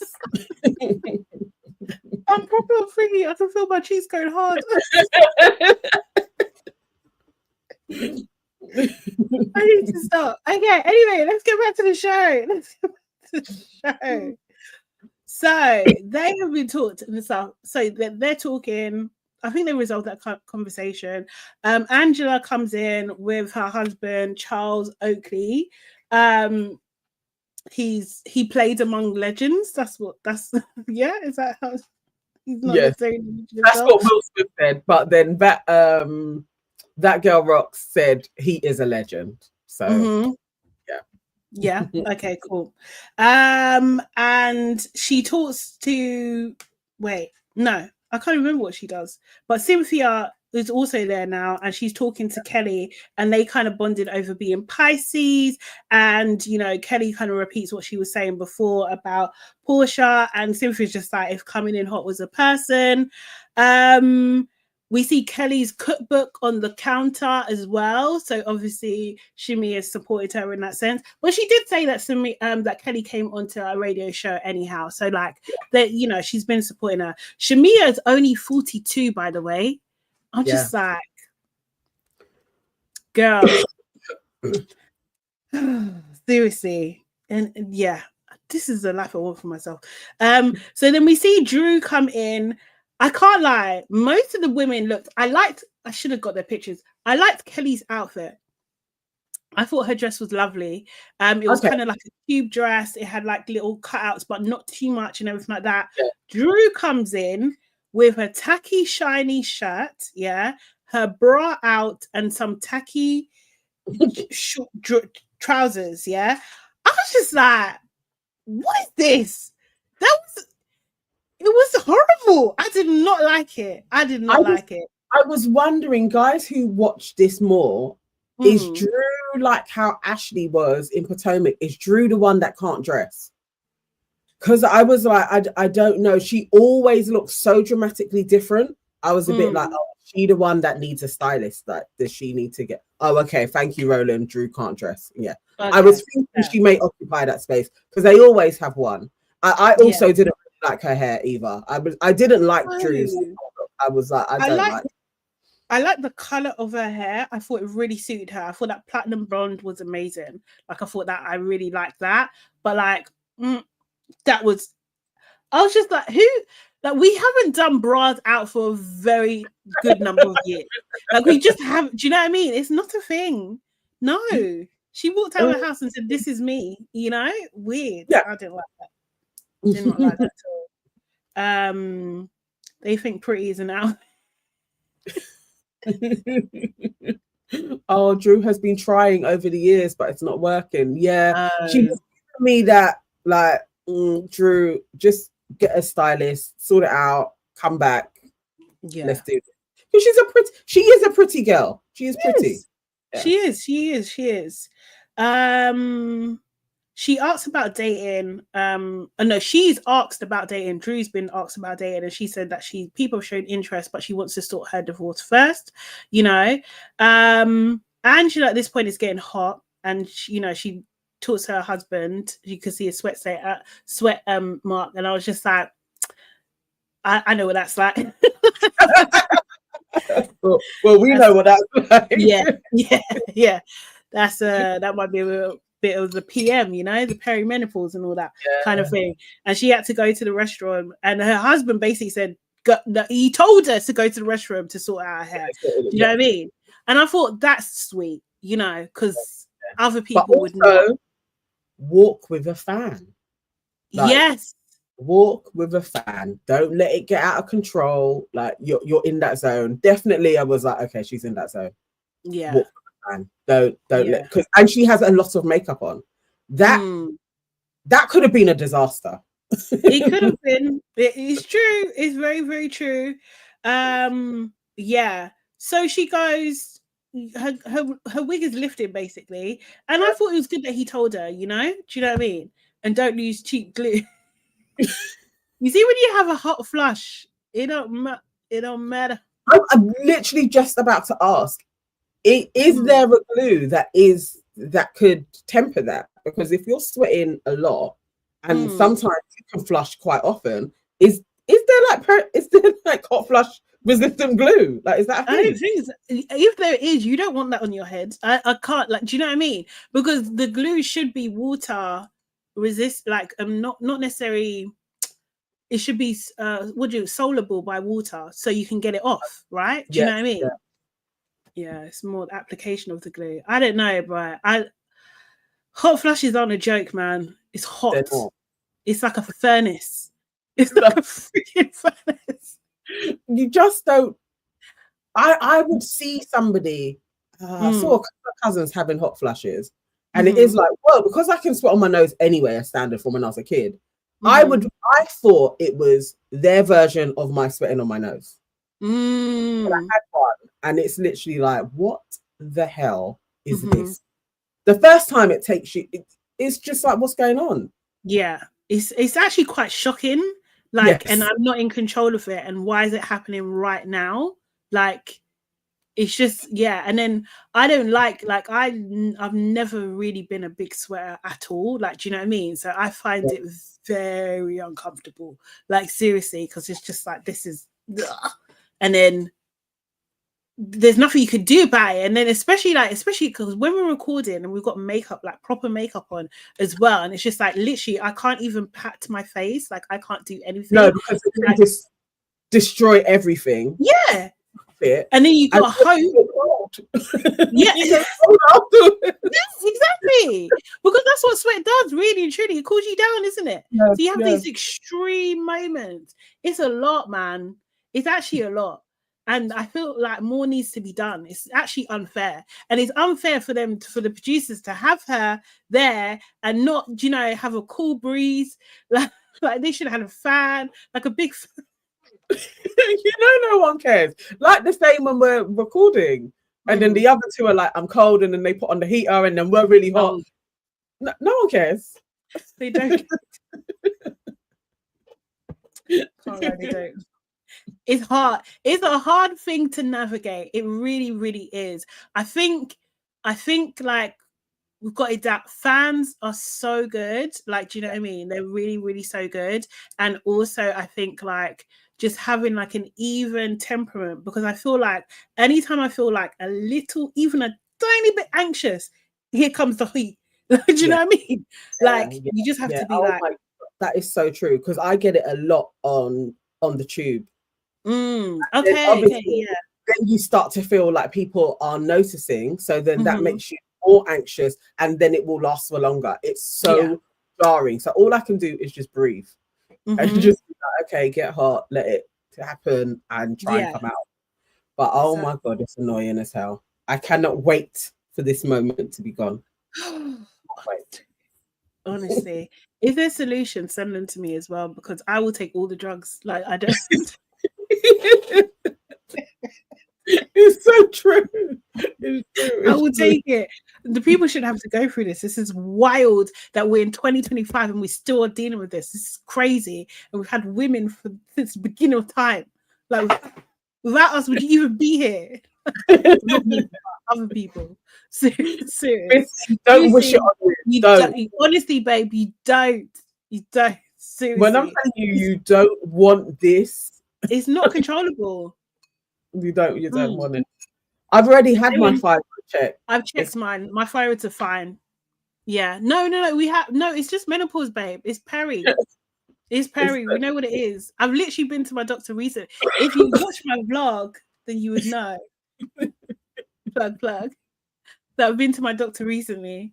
So I wish men went through. Oh, I wish you. Oh my god. It'll be brilliant. I would even laugh at them. I know. But yeah, no one tells you. Well, in my experience, no one told me that this was coming. No one told me that this was thingy. Yeah, I know. Yes, this is the thing. This is how. You gotta talk about it, because you guys will get there. This is And it seems like, and we can't say for sure, but it seems like this is what Angela was dealing with. Do you know what I mean? It's a very real problem that she is filming and she, you know, she's getting this heat and then she has to go and sort herself out. Do you know what I mean? And when she came back, her wig was to the side. So you couldn't see that. Which I thought I'd never even thought about the wig lifting thing and sweating. That is really interesting. Cool. Yeah, you can't figure. I have to wear glueless. I can't do all that. It's crazy. So Kenya arrives. She greets everybody apart from Brit. Brit does a big "How are you?" and Kenya just ignores her. You know what? Each time they all saw each other, and the level of "Hi" was actually hurting my ears. I was, please guys, tone down the fakeness. Like it's not necessary. We can just say you're right to each other. It doesn't have to literally be so. Oh my God, you look so beautiful. Okay, all right. It's a lot. But why did Kenya ignore her? She don't like her. And it's Kenya. You know when Kenya don't like somebody, she blanks them. Like Nene. Oh, serious? They're not talking to somebody. It's just, Nene would do. If she's not talking to you, she's not talking to you. She don't talk to you at all. Wow. I thought it was cold. But then Brit, being the person that she is, which we're understanding now, she's just like, oh, so they're all standing up there. Oh, 5 of you are going for a divorce? Like Brit. And then she starts talking about her ring. Kenya points out, like, oh, where's your band? Like, where's your wedding band? Because she's only got like the rock on, right? I think so. That's what it is. All the engagement. You're supposed to have 2, right? and she says like, oh, she's got she's got a new one, and she's like, oh, is that your second husband? This rubs Brit the wrong way. Yeah, it really rubs her the wrong way. I'm just like, when I watched it, I didn't think anything of it. I really didn't. But then I was just like, I am new to this, so maybe I'm not noticing the shade. But like, I think that's a genuine question to ask. Like, if you're talking about your ring, do you know what I mean? Like, and you've got a new one, then I can easily come to that conclusion. And also, previously, you had just been a little bit shady about people going through a divorce. Do you think because you're married now that you cannot go through a divorce? You're a stupid woman if you think that to me was all that Kenya was highlighting. Don't get too big for your boots that you're because it can end. And so yeah, I was literally like, okay. But I understood why she took it in a way, because you're like, don't try and act like you know nothing about me. So being like, you don't, if I had got married, you wouldn't even know, it was shady. Kenya's being shady. I think so. Well, Kenya, sorry, is being shady. I thought Brit was, they were to each other, but she read Kenya's shade. Like she was like, okay. So it was the thing. So yeah, that's when Angela comes back with the wig flipped. She done a, what do you call it, dream girls? Turn the wig to the back. And then Shamia comes out. She is wearing a blue dress and some feather blower in this like kind of like cornflower, very similar to the blue that you've got on, like a cornflower blue. I love the blue. I can't lie, this time I will agree with you. I did not like the material, and I know you didn't like the material of that dress. Yeah. It was given cheap. I can't lie. It could have been beautiful. Expensive. Well, I'm sure it probably is because it was Shamia in it, but not needed. No, not at all. You know what? I know this is a thing, but I don't like it when people do white parties. Everybody else, and they're in another color. I really don't like it. What? It's her birthday. I don't know. I really don't like it. It just it's like I just don't like it. I don't like it as a thing. I know it's standardly done, but literally, I'm like, why? Just wear something supremely glamorous and white as well. I don't like it. Oh no, I like it when you stand out, so you always know where the birthday the celebrant is. Like, do you know what I mean? Like, stand out in pictures. Yeah, I thought it was fine. Honestly, didn't like the material of the dress. She's got a great figure as well, kind of thing. I just thought, but they weren't doing it. I liked her hair as well, to be fair. So then she gets So I think it's at this point, she's asked to go out they go and sit down or something like that. They're sitting down, I think. Brit is still thinking about the comment about what Kenya said to her, kind of thing. And then an assistant comes over and says, like, do you want to go outside, talking to Shamia and some of the other girls as well? And she has a surprise. And we can see what the surprise is because of the shape. And it is revealed to be a Rolls Royce, right? I don't know cars, but I'm pretty sure it was a Rolls Royce. Amazing present. That's what her husband, again, God, please. Hear me. My peers are enjoying. Me too. I want to enjoy. See. So she gets a Rolls Royce. She's obviously over the moon, so excited, all that kind of stuff. And then Portia arrives. Now Portia arrives like 3 hours or 2 hours later, and she arrives at this car moment. And Portia kind of injects herself into that moment. Well, she says hello, and she's kind of like in the moment with them. And I thought I could see Shamia smiling through it, but she wasn't happy that Portia was there at this time at all. She does apologize, and when she goes to, I can't remember who said the shady comment, but someone said like, how are you going to arrive at this moment and be in it like that? Do you know what I mean? And you know, I think Shamia says to camera, you know, I'm all for everyone having their shine, but, you know, in this moment, to the left, like, get out of the way. Like, it's my moment, which I think is fair. I think that's fair. I think it's fair. Yeah. I think so. Yes, I agree with Yvonne. Portia was wrong for the way she took over the presentation moment. Absolutely. You've cut you know something's happening, isn't it? It's something tiptoe round. It's not your moment. Remove yourself. Why are you 3 hours late for your best friend's party after she said that she hasn't celebrated in years because of everything that's been going on in life? Like, no, Portia, that's poor. There's too many cracks. They're not going to make it by the end of the season. Not going to make it, are they? And I hate that for them. I really hate it for them. Or maybe they don't make it and they come back together, please. Like, I wouldn't like a... They could have one of those up and downies. I hope it doesn't descend into absolute chaos like Candy and Phaedra. I hope it's not that severing of ties, but it's reality. That can happen, man. Oh, May. So Cynthia was $500,000. What?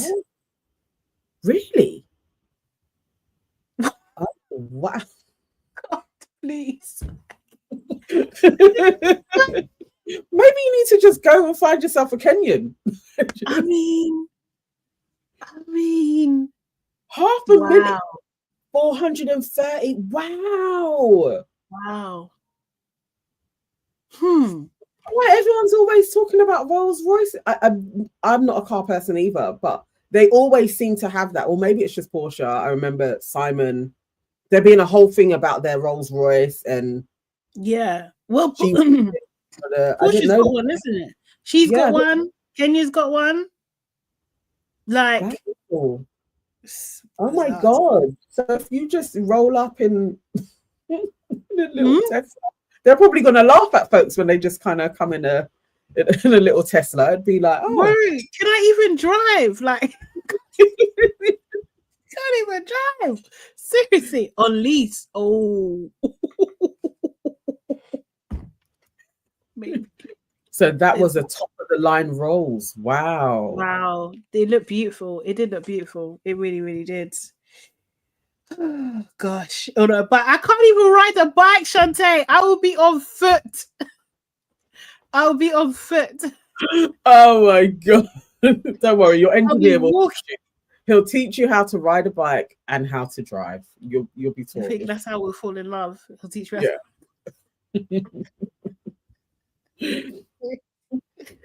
Oh my God. Be too funny. Okay, so when she goes to get changed, when Shamia goes to get changed, that's when Portia does apologize again and everything like that.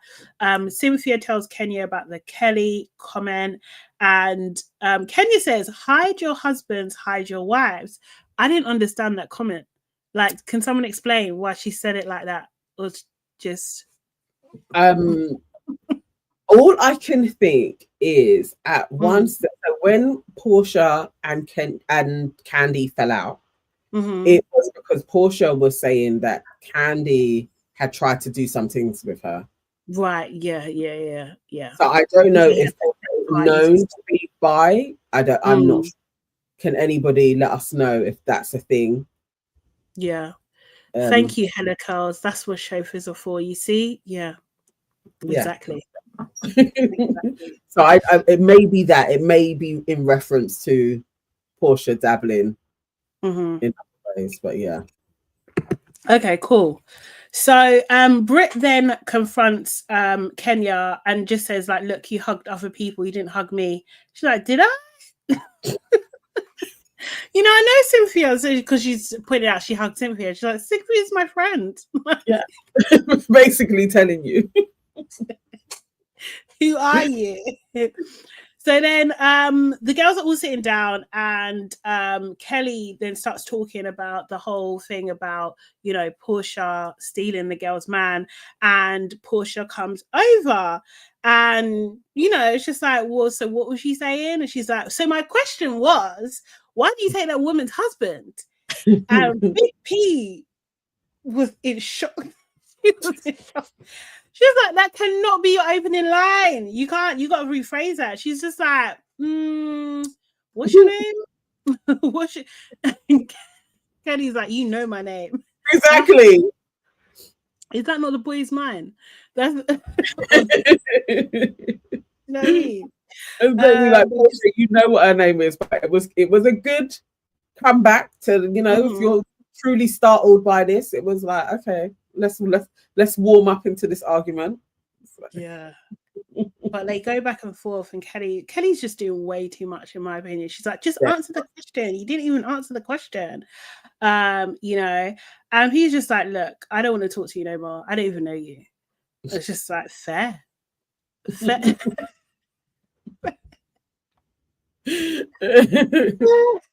Fair.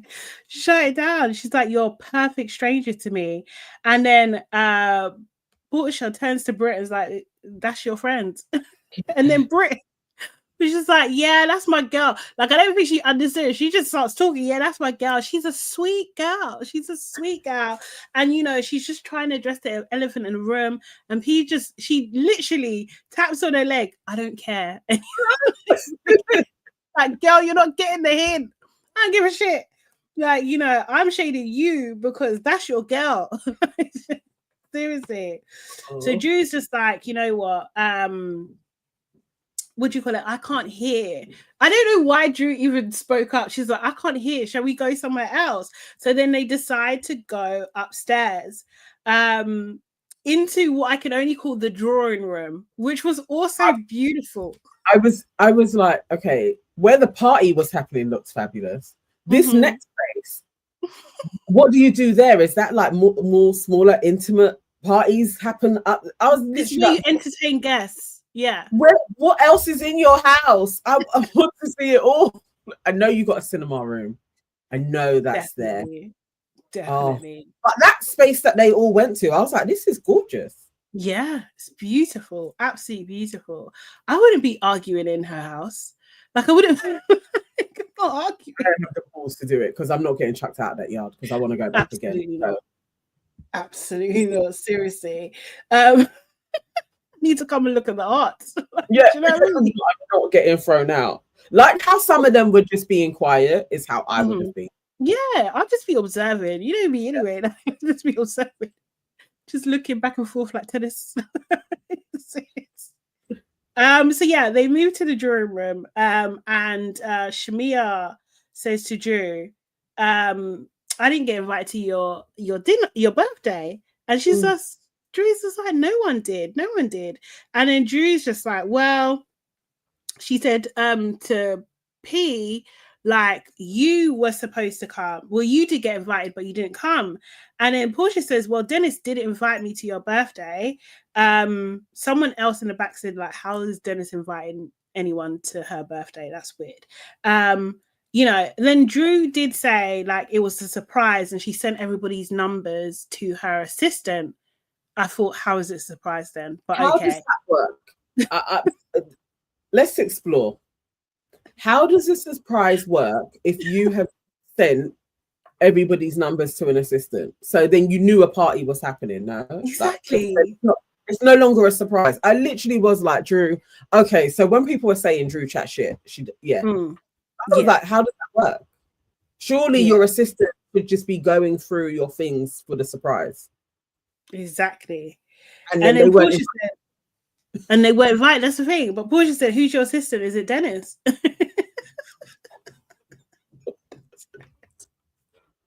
That was quite fun. That was very funny. Do you know what I mean?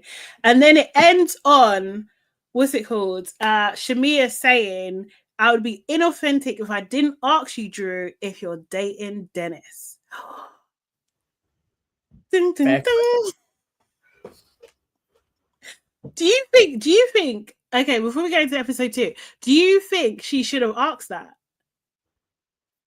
Does it make sense for her to ask that? Okay. In that situation, it's for Portia to ask. But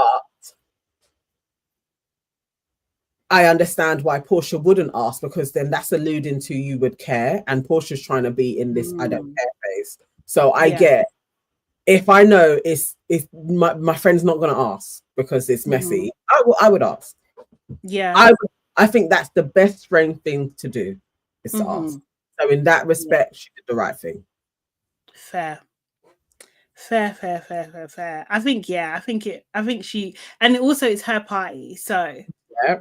you know what I mean? That was my thing. It's just like, well, it's your house, so yeah, I Yeah. think you're okay to ask. But had Kelly asked, I would have had issue with it. Yeah. Because then you're just being nosy and Kelly, Yes. you've done enough at this moment. You know, like, yeah. I feel like because of this, Kelly got away with murder a little bit. I do. Like, yeah, I think she got away. Okay, so episode two picks up straight away, obviously. Shimi asking that question if Drew is dating Dennis. And she just screams. She's just like, no, like she's very dramatic. She's very, very dramatic. And she's just like, Portia, we talked about it. Portia's like, no. That was Portia's got a dead look, you know. She's just like, nah, you can't find no love here. No. I think Portia is so good when she's over somebody, really maintaining it and quick. She is so quick. Yeah. There's no stuttering. It's like she's just got comebacks straight away. Honestly. So then she said, so Portia goes on, she posted a picture and she looked washed. Portia. Someone's like, washed. And then Drew's like, I wasn't wearing any makeup. Looking at the picture, you was. So there was some filter. Do you know what I mean? It was a lot. And she's just like, no, she was stressed. Like, what, Portia? Like, that was rude. She looked washed. That was rude. And apparently they spoke the next day, but she didn't know that Dennis and Drew were actually working together, and she said that she didn't care. Do you know what I mean? And then Drew's just like, you know, can I talk? And she's just like, you know, I opened up from Tamar, and like I spoke to Dennis, and he had this really good deal, and he's been my absolute angel, you know, and music has been such a release with the divorce and everything like that. And you know, I asked for her blessing and she gave it to me. And I just thought, my baby daddy's been your angel. There isn't a world where I ever want to hear that. I just don't want to hear that. Use those words. I was like, this isn't helping your case to not suggest that some shit is going down. He's my angel on earth. That sounds a little bit boyfriendy. Yeah. Sounds like you like him. Yeah, that's what it sounds like. Do you know what I mean? My angel. That's how romantic. That's what that sounds like. Do you know what I mean?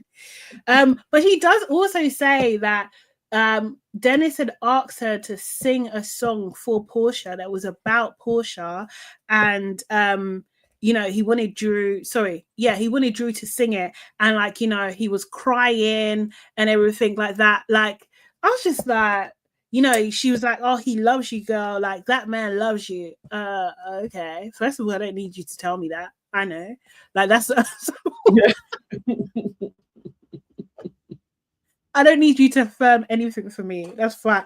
Like, I just thought, this is giving beggy. I didn't like that. And then also, do you know what I mean? Like, I didn't like that. And, you know, mistresses can do that when they're happy with being a mistress. And then they'll try it in front of the wife. They'll be like, no, it's all above board and he really loves you. And there was just something very side chicky about talking. I was like, I don't trust this girl. Shantae says Drew did this with Ty the last time. Lied that she wasn't seeing Ty, but it came out that she was. Oh. Ty? And who's Ty? So Drew's got form. And Dennis are crying about their failed relationships while having sex. That's the type of shit that can go on. Not here for it. So she's going on and on and on. And one thing about me, I can't stand people that talk for ages anyway. So I really felt Portia's energy when she was like, "Are you done?" Mimi best ex-fiance. That's a woman, no? Oh, so last season was messy. Shantae just said Ty is Mimi Fester's ex-fiance. Remember Mimi from Love and Hip Hop? Love and Hip Hop. Hanging from the bathroom rail. Mimi. Yeah. Mimi at one stage got with a basket. I never knew what the basketball player's name was, and they were engaged, but that was a woman. Oh wow! So Drew had a storyline with a. Oh my god! Wow! And she said she wasn't. The maids, yes, Brucey, the maid. Your maid outfit made. Oh my god! This is a mess. Oh okay. Wow! So Drew lying. Drew okay, Mimi exposed her. Oh wow. Drew. Okay. All right. This is proper messy. Jeez. So yeah, Portia, Big P's like, "Are you done?" And then, then what's her name? Drew's like, "Oh, the posturing." Yeah. Loved it. Big P was just like, "You know what? You can fuck, marry, kill Dennis. I don't care. Like, you are a low down, dirty individual." That's what she said. "You got the wrong one." And then she's like, "Is the producer here? Can I break the fourth wall?" And I was just like, "Oh my god, juicy! What is happening?" And they were like, "Yes." And then the issue is that allegedly, apparently, Drew asked Dennis to film with her. Do you know what I mean? And Portia's saying that Dennis showed her the text messages and everything like that. And she's just like, "Look, like, I don't want to deal with my baby daddy and everything like that, but we've all got families, all got a support system, and we've all got thingy, and you're crossing a line here." She called her an awful, slimy bitch. Deep. That's what she said. She really thinking, and you know, apparently she told production. Then they start going. Cynthia says at one point that Portia says that Drew is lying, and basically Cynthia's like, "This is not the first, second, third, fourth, or fifth time that Drew has been caught lying." So it is messy. I understood Portia going off on you trying to bring in her baby father into the scenario, because then you know your storyline has to be mess with Portia, and you'd just be like, "I've got too much shit going on for you now, who's supposed to be my brethren, adding into my plate while we're filming." I get it. I get why she was like, "No, this is some scummy behavior." But I also get on Drew's side, if you ain't got a storyline, you got to try and make a storyline. But that's the she's gonna need to hold that you know, I mean, it's desperation, man. But Portia too has been desperate before. Portia has been desperate. When she went for Candy, that was her desperation. Like, she needed a story. Really? So, you know, I get it.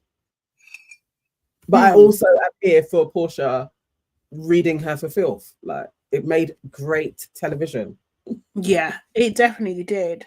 I can't even remember how that bit ended, but Drew was not quite understanding the anger that Portia was saying, and they get into a lift and stuff and everything like that, so that was pretty so anyway, the party continues, and it turns into a phone party, which was really, really cool, I thought. Do you know what I mean? Yeah. And it all jumped into the pool. There was lots of twerking going on.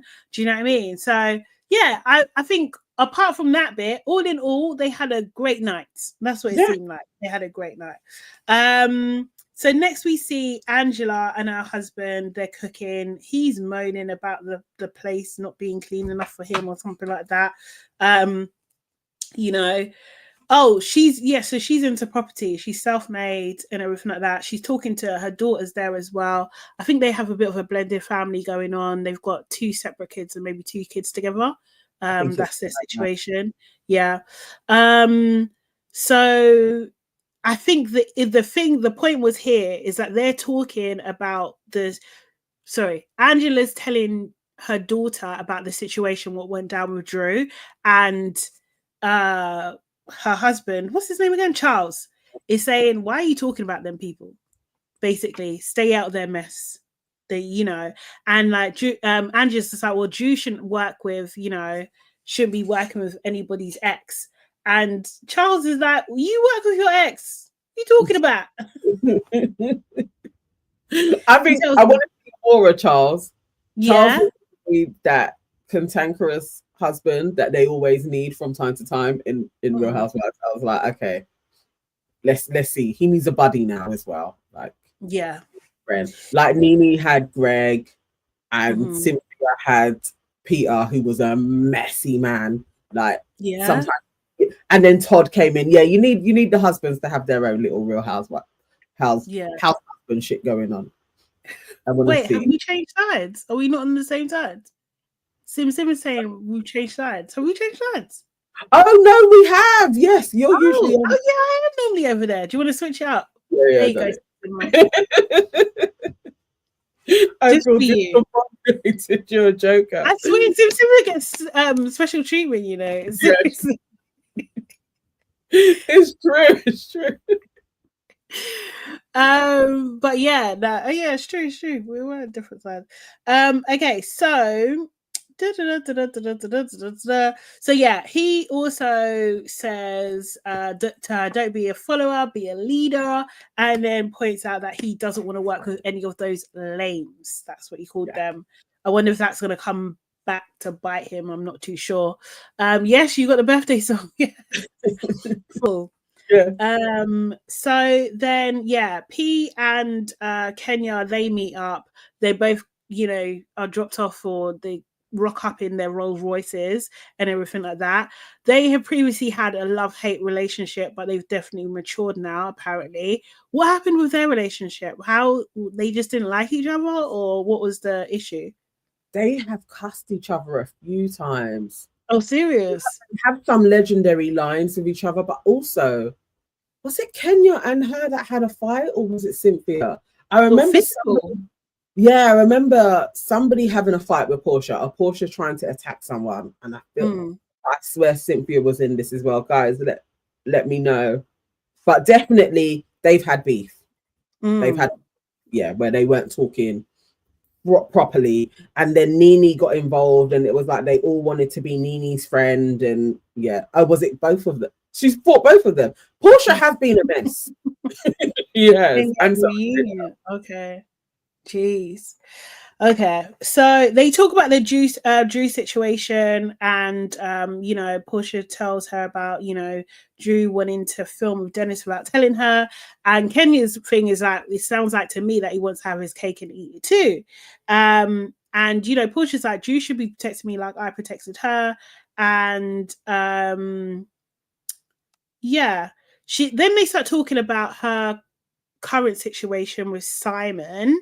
And it turns out that Portia was his 5th wife. Number 5. Wow. What? Yes, those are the fights. Portia dragged Kenya across the studio in a reunion. I remember that. And then it was Cynthia. Portia kicked her in her crotch on a boat. Portia kicked Cynthia? Yes. Old enough to be her mom. Maybe, or the same Cynthia that was on the phone to her. Yeah. Well, that's what I'm saying. Portia has been an absolute wily cat on this. Like, she's got better, more sophisticated with her wife, but she was an absolute animal before. And then didn't actually have to go and do one of those anger management courses. Oh, seriously? And pretend like, oh, it's just I've got anger issues, but she's just a wily cat. But yeah, right. Oh wow. This is crazy. I actually love this law. This is brilliant. She knows how to fight and throw punches as well. Yeah, she does. We'll talk about firing her. Seriously. How did she get away with it? They needed. She was off for a little while. She has missed a couple of seasons, but they needed her back because Yeah. it was they needed her. So Same with how did Kenya. they resolve? She I don't- dragged her by her hair. How did they resolve that? That's how they. I don't know how they become now they're friends. Other than she said it's because they had kids, but I don't care. I'm not talking to you again. I don't know how they resolve issues. Oh yeah. Oh my God. What? That's fascinating to me. Yeah. You dragged me by my hair, and then we're going to be meeting up. Yes, then she beat a girl in an ad. You know what? I forgot about how rancid Portia was. Beating an alley? What? No, I forgot. Portia was so rancid. I'd actually forgotten all about that. Wow. Wait, what? Why? Does anyone know? And then Nene was like taking her under her wing. Like I remember they really tried to help Portia out. Yeah. Okay. She lived at Christmas party. She's a serial ass whooper. That's why Kelly's brave. Don't try and go toe to toe with Portia before she gives you another face. Like, she's becoming more and more relatable every minute. She sounds like she's from South London. What do you mean? Being out girls in alleys at Christmas party. That's crazy. Seriously, the girl ran up on her though, is it? So she fucked. Well, that's what's going to happen to Kelly if she don't shut her mouth. Oh wow. Jeez. Okay. But yeah, she was Simon's fifth wife.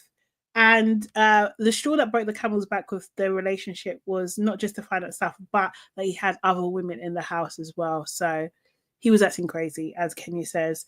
Then we see a quick shot of Kelly and her PR visit a new site. So I guess it's going to be part of her story about opening a new site for her business.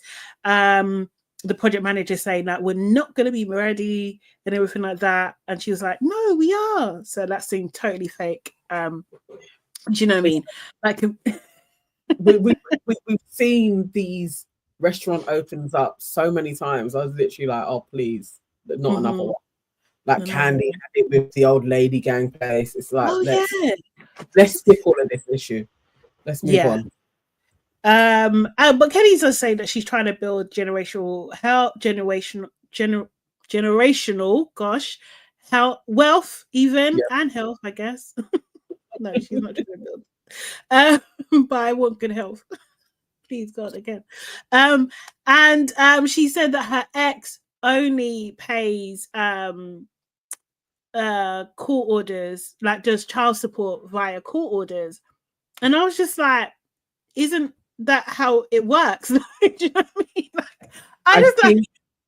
What was her point? Did she say it funny, or what was the point? No, I think maybe he stopped, so he gets caught. Like the courts are like, this is how much you got to pay.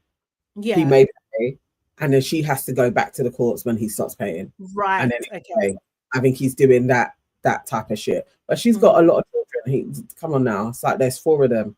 You got to pay up. But they're his though, right? I thought so. Or does she have other babies? Oh no! I thought they were all his. But like, that's your kids. You're supposed to pay for them. We're gonna do your job. Sort it out. You know. We see Brittany and Mike. So it turns out that Mike is her husband. Mike was her client first. They became friends. Do you know what I mean? And then they got together. So Brittany has all these plans, like what they want to do. So first of all, they want to fix up their house. They want to fix up a room for her mum because she is planning to have a baby that year. Her mum comes in and she's like, yeah, I'm gonna have a baby this year. Mike said allegedly, the mum says finally, which I thought was very sweet. I love that. Mike does have a 15-year-old son and he wants to be a girl dad, so they're gonna do IVF so they can choose the sex of their baby, which I thought she was saying it casually. I thought this was controversial, to be honest. Like in general, this is controversial, but I thought so. Yeah. Maybe it's just here. But maybe I was like, what? That's just standard talk now. Like, I really thought you don't talk about that. Like, I didn't, Yeah, it was at the stage where people were truly doing IVF to pick the sex. I didn't think we were there yet. I thought that was yeah. taught. Like, in the Mm-hmm. future, we can do that. Oh, Mm-hmm. yes, we can't do it over here. That's what I thought. I Yeah, had my mouth open when they said that. I was like, what? You're actually, yeah, and you're openly saying we are going to select the sex. And you're just like, okay, we're going to do IVF. Like, again, I didn't think we were there at this yeah. time. It's not like it's an easy process. No, It's, not at all. it's been hard. Like, but I don't know. Okay. It's money in it, like, because I was just like, well, I thought the arguments against it is because of the whole, like, back in the day that you know, in I think in China where they had a mandate to only have one child and then they only wanted boys and stuff like that is part of the issue about choosing the sex of the kids.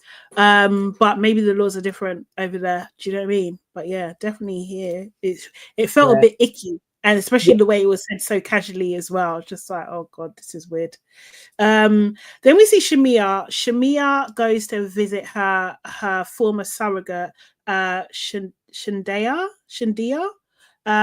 who unfortunately was diagnosed with cancer, although it wasn't connected to the pregnancy. So this is the same surrogate as Candy as well. So they have that in common. And she's had a mastectomy. Is that mastectomy? Is that you saying it? Yeah. And they kind of just talk about the journey. It turns out that Shamia had like 7 rounds of IVF. She had an ectopic pregnancy. Her tubes ruptured. She's been through it. Do you know what I mean? So I think they were just painting a picture that the surrogacy wasn't like a first choice. It was like, do you know what I mean? It wasn't like a more of a cosmetic thing. Like she had to do it because, you know, it was getting too much and stuff. And then she talks about how she's got 4 embryos as well in different parts of the country, which I thought was odd as well. Do you know what I mean? She's got 2 boys and 2 girls, and she wants to have some healthy. Another thing that she said as well. I was like, yeah. Okay, so this is absolutely a thing. I didn't think it had been rolled out. I was truly surprised. I liked that Shamia actually gave more of a backstory to actually, I had tried and, you know, it hasn't worked, and the topic as well. Because it does feel like sometimes with rich people, it's so easy for them to just go into, and then the surrogate is having the child, and it just feels very handmaiden tailish. It did anyway that it was the same woman. I don't know. It made me itchy. I just don't know where I sit with this kind of surrogacy thing. Oh, really? Oh, yeah. Especially with rich people. I don't know. It just, I'm not sure, but I feel for her either way. Of all of them, Shamia's story, I'm not as side-eye about because she's trying. But sometimes when rich folk are like, the surrogate is having my child, like the Kardashians, I don't know. This feels weird. It just feels weird to me that you have this other person and you pay them and they have a child for you. I think it's because, like, I don't know. I can't, like, with the Kardashians, like, I used to think, I don't know. I don't believe them as much as I want to believe them, because Khloe lied, right? So she lied about her fertility issues and she didn't. Do you know what I mean? So, and people can debate like, oh, you know, she's trying to get away from Lamar. Okay, cool. There's many things you can say. You didn't have to say that. And I just thought it was a storyline. Didn't like that at all. And then she went on to have a surrogate as well. Yeah. So it was just like, well, and she said it was because of issues. Kim reportedly has some issues. Yeah. Do you know what I mean? Yeah. I feel more inclined to believe Kim.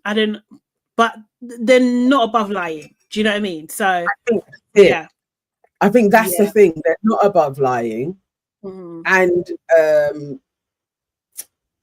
don't know, it just doesn't sit well with me because and it's dangerous, as Shamia found out. It is, you know, things can go on, but that was slightly like a harder watch. Like, as she was talking, I also had my first son at 32 weeks, and it was just like, this is I'm very fortunate that he is absolutely fine, because there are so many prem babies and they're not. As her Yeah. daughter, you know, you can be really sick from it. Mm-hmm. Still, the level of, and then I want to jump back on and have another child. I was just like, oh, this icks me out a bit. I don't know. It feels, yeah. We'll see how it develops, but I'm not sure. I guess like for her, she's 42. Do you know what I mean? So it's just like, you know, Yeah. you'd wanna. Yeah, time's not really on her side in that. So, like, just in like, well, actually, we'll probably live longer, but like, we're still in that kind of like traditional kind of, you want to have your kids 30s, 40s, really. Do you know what I mean? And then move on from there. But yeah, we'll see what happens with them. So then we see Kelly and Britt link up with their dogs. So it turns out Britt didn't have, like, when she got married to her husband, she didn't have a big ceremony.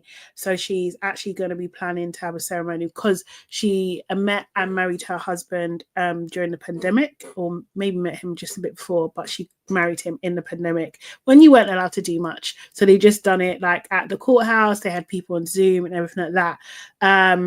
And Kelly makes the joke of, well, you don't have to worry about me showing up 3 hours late. She hates watch when Portia drags you for filth. Honestly. So then Britt brings up the whole ring thing again, and I can't lie, I'm already sick of it. I don't want to hear it anymore. But she does say, you know, about Kenya, why are you worried about my ring? You should be worried about your divorce. And then she goes, when she's talking to camera, she's just like, well, you know, I'm not a mean girl. Like, you know, actually, I'm really the sweetest. And I'm just like, well, you just said that. So what are you talking about? What are you talking about? So then what's her name? Kelly talks more about what happened in her relationship. There was cheating there. So obviously this whole thing is very sensitive to her. And then also as well, this guy, Ralph, allegedly took $500,000 out of their company or her company. I'm not too sure if it's theirs or hers, right? Because she didn't say mine. I think it's theirs. Yeah. But he cleared the company accounts. Cleared the account. She went on a trip to Tulum with her friend. Her accountant called. Maybe it's hers because the accountant called her. Maybe, I don't know, or maybe they're being cautious if it's theirs, and said the money is gone. And, yeah, so she had to file. Basically, she had to file a lawsuit, and she said it got nasty, it got physical, and at a point she was sleeping in her closet, and the police were called. So this is quite a serious situation that she's been in. So like, it makes me think two things, like, why the hell has the court allowed your husband to live in the basement? And number two, like, why are you focused on Portia? Like, do you know what I mean? You seriously have other things to worry about. Like, do you know what I mean? Like, it just seems. Yes, and precisely what I was thinking. I was like, she needs to show, doesn't she? Like, so she has to. Portia is a main. She's got to kind of keep on digging.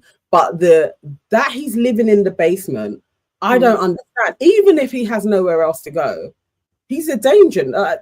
It just doesn't seem like. Surely he should be somewhere else. If you've got to go and live in a shelter or live with his brethren, go and do that. Yeah, it seems a bit crazy. Yvonne's saying Ralph was living off Drew, so he's just been. Oh, serious. Oh God. So like, yeah. So that's a bit nuts.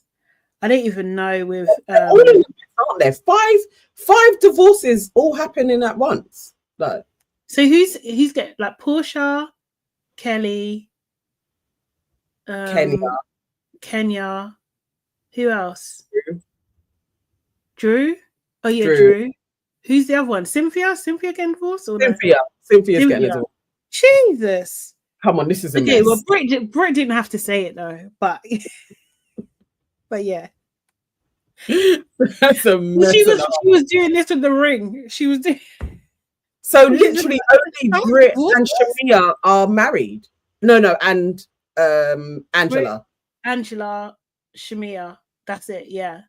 Let's just call this. Or current, let's say even, I don't even wish it on them, but like currently, because it's a bit nuts.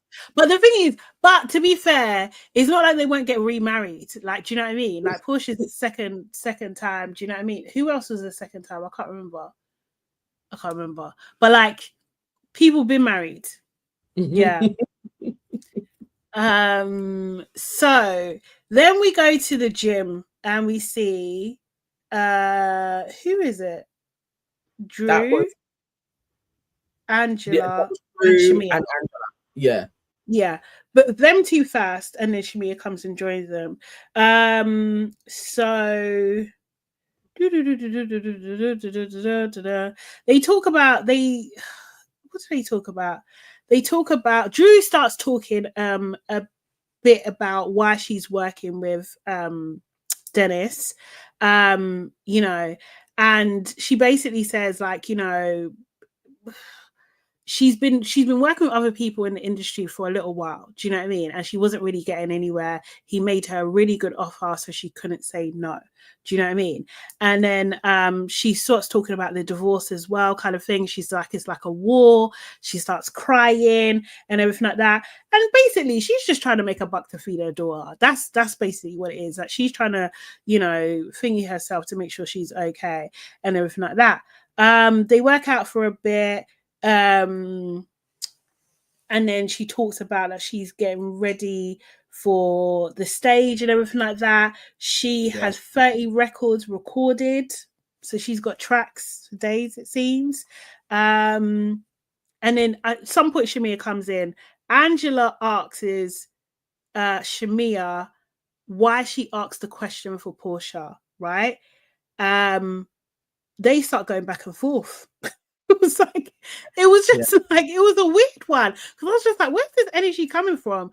But apparently, Angela previously doesn't speak up that much, but she was doing it with Shamia for some reason. Okay. So, so I think Angela's moment to kind of get something off. I was totally like, I don't like Angela. And Angela is giving me proper backup dancer. Like, I was literally like, you can go. Yeah, if you're gonna do something constructive, you can go. But again, I feel like Shamia needs to switch. She needs to switch these girls and just tell them like, don't play with me. Like, yeah. But if they are besties, then that does make sense, because you always have a really calm one and one that's like off the handle. And now I know Portia is off the handle. Maybe Shamia is just a calm one, you know. So then Drew basically says, so at some point, Angela basically says that you're acting like, to Shamia, that you're acting like Portia's assistant or lapdog or something like that. And Drew to camera says, like, I agree with Angela. Like, if you look up lapdog, you're going to see a picture of Shamia. And I was just like, Drew, you got energy. Yeah. Interesting. You didn't have that energy in front of her face anyway. No. So then, do you know what I mean? So, someone's saying no, Shamia goes off too. Does she? Oh, does she? Okay, because okay, we're at the beginning of the season, but I need to see that energy from her, because they were playing in her face. Yeah. Like Drew and Angela, that it was, I would have taken that like, oh, so this is a bit of an ambush. Like, you two are trying it. Yeah, like, I would savor that. I'm coming for you. Give me a minute. Yeah, definitely put on, pause. Yeah. Okay, so then we see Big P at a play date with her daughter, and Dennis is there too, doing the lovely co-parenting and stuff. She talks to Dennis. She says, "So you and Drew?" Dennis is like, "No, it's just business, do you know what I mean?" What is she saying? Something else? And well, Portia's just like, "You're her Jesus, apparently." That's what it is. But true. That's what she said. Yeah. But then according to Dennis, he was just like, he encouraged Drew to tell Portia, and that he didn't feel like he needed to, because Drew was going to say something. Do you know what I mean? So I'm just like, what the hell? Like, this is weird from both of you. This is weird. And then we had Dennis saying, so you think I'm banging Drew? And Push is just like, that's not what this is about. It's just like you wanting to film with her is pissing me off. That's the thing that's pissing me off. And he's just like, well, it helped promo. Just like, bro, she's already on the show. Like, you don't have to do that. You really don't. And then she starts getting pissed off. She's just like getting annoyed because she's just like, I can't get no loyalty and everything like that. She does storm off for a bit and she's crying with production. And then, you know, production is just like, why don't you go and tell him? I'm just like, they're so fucking sneaky. They just want trying to get the shot, isn't it? Do you know what I mean? And she's just like, nah, he doesn't deserve my tears. So anyway, they get into the car, they're driving away, and she's still annoyed. And she's just like, look, you know, just, you know what, do you I know I can't count on anybody but myself. And he's just like, yeah, your mic is hot right now. Do you know what I mean? He's worried about that. But she's going into full, it seems like she's on the verge of full cuss out mode. Yeah. And then, so then we see a quick look to next time. And the only bit that I really caught was, I think it was Kenya. Someone said something like, you're being talked about like a hoe. Did she say that to Drew? Oh, what's that? That's what she said. Something like those kind of things. And then, I didn't write down who said it. Someone said to, I think Shamia, you got a 99-cent nose or something like that, yeah? And then she responded, okay, fave, or guys, someone in the chat, because I missed that last summary part. Tell us what happened. It was so quick, and I was, because I watched them back to back, I was tired at that point. But yeah, so there's gonna be more cussing to Angela. Was it to Angela? Okay, it was 1990s nose. Oh, what's a 1990s nose? It must be little ski. Didn't they all used to do the ski nose back then? Like, I stumbled onto Black cosmetic surgery talk, and what the hell? No, I know. Oh, like a throwback to Michael Jackson. Oh, right. Wow. So it would be the little ski kind of. Yeah, like what's back now? Yeah, no, but you can get different. Like, there's a whole range, and you need to get, like, you can have an ethnic nose job. Yeah. What the hell? It's so funny. But people really go in. There's really well versed about it. But yes, so it seems like more drama is afoot. Who we haven't seen so far is Phaedra, though, right? Like, we haven't seen her yet. What do we know? What episode she's gonna come in on? So does Phaedra take over from Kenya leaving? Is that how Phaedra gets? Oh, is that what it is? Okay, because someone did say in the chat, I just saw it. So yeah, everyone's saying like Kenya was suspended and ultimately left Real Housewives of Atlanta after displaying sexually explicit posters of Brit at the opening of her hair spa, which was filmed from the show. That's because I remember that going crazy on Shade Room when that came out while they was, and then Kenya did a whole thing of like, I'm not going anywhere, and then ultimately she got dashed out. So then it felt like. And then I remember seeing Phaedra is coming back, and it's like Phaedra's trying to make it back into the show. So Phaedra had to wrap up filming Married to Medicine. Right. Okay. So maybe we got a little bit longer before we see Phaedra in there.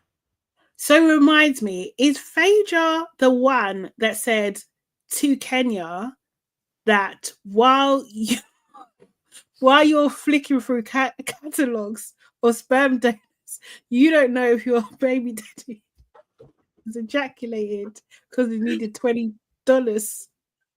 that week. So check that. Yeah. That's Phaedra. Yes, that's Phaedra. Oh wow. Oh wow. That's Phaedra. Phaedra had the best reads, definitely. I don't know how it'll be interesting to see how this works with this set of women having Phaedra in there as well. I'm intrigued to see. Is Phaedra gonna is she gonna just maneuver herself as Queen Bee? That's who I wonder who Phaedra is gonna align with. I'm like, is Phaedra going to be like Team Portia and Shamia, or is she gonna be like, no, I'm going to have the others as my minions and take these guys down? I wonder how Phaedra is going to slot in. That's interesting. But, yes.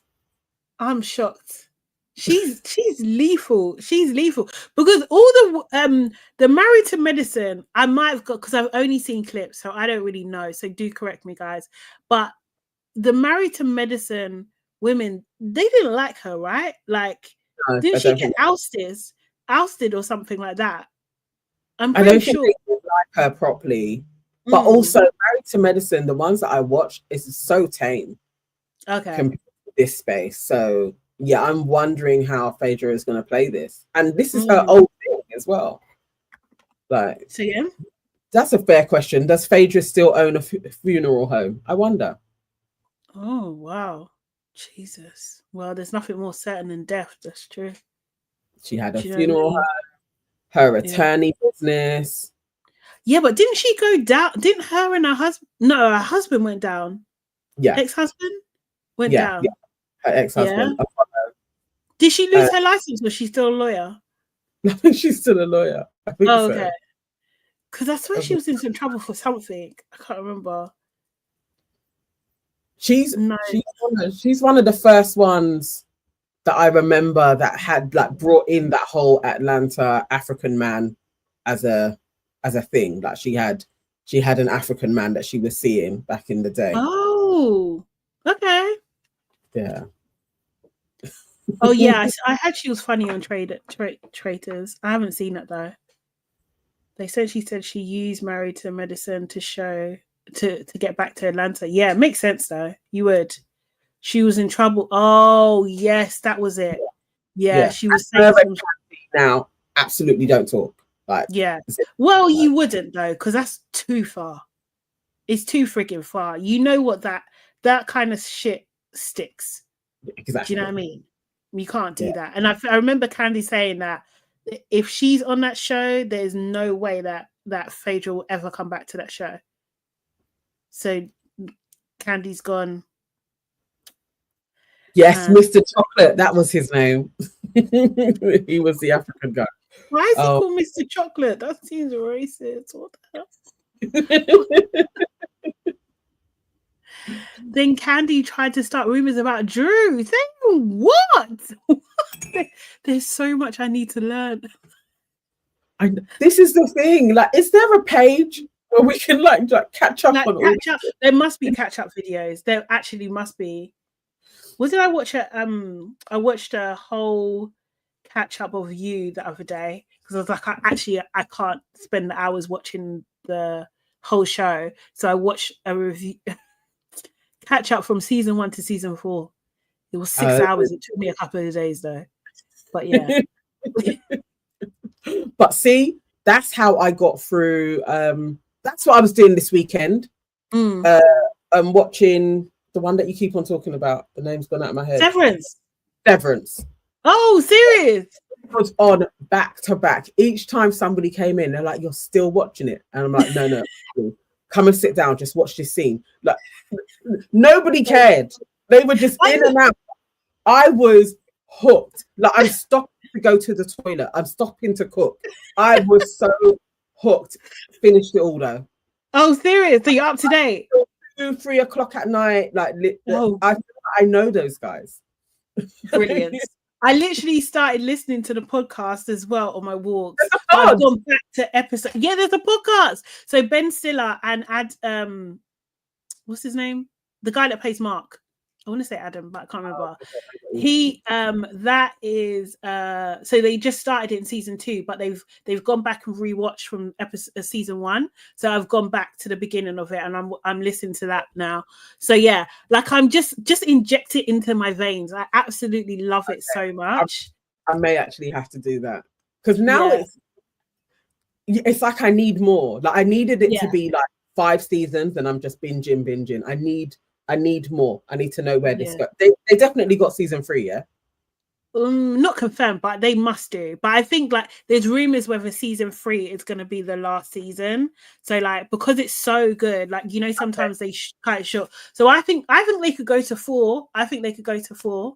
But yeah, I would I wouldn't mind if it ties up in season, but I need to know. I need answers, and don't do us like Lost. I need it tied up. No, there's no way we're going to get all the answers. There's too many things that have question marks. There ain't no way we're going to get all the answers.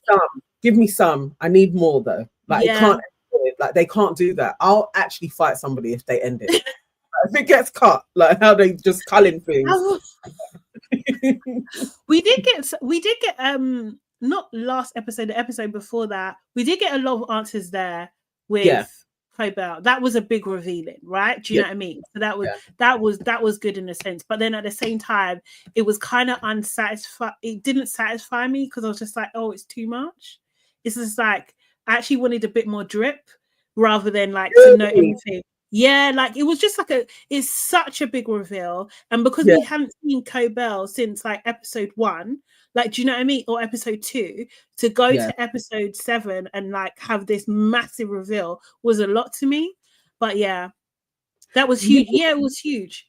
It was, but it opened up way more to my culty side of things. This is generational cult like stuff. So I was like, oh my God, now I really want to know the origins. I thought this was just a company. Like now I want to know who the first person was. Like I want to know all of it.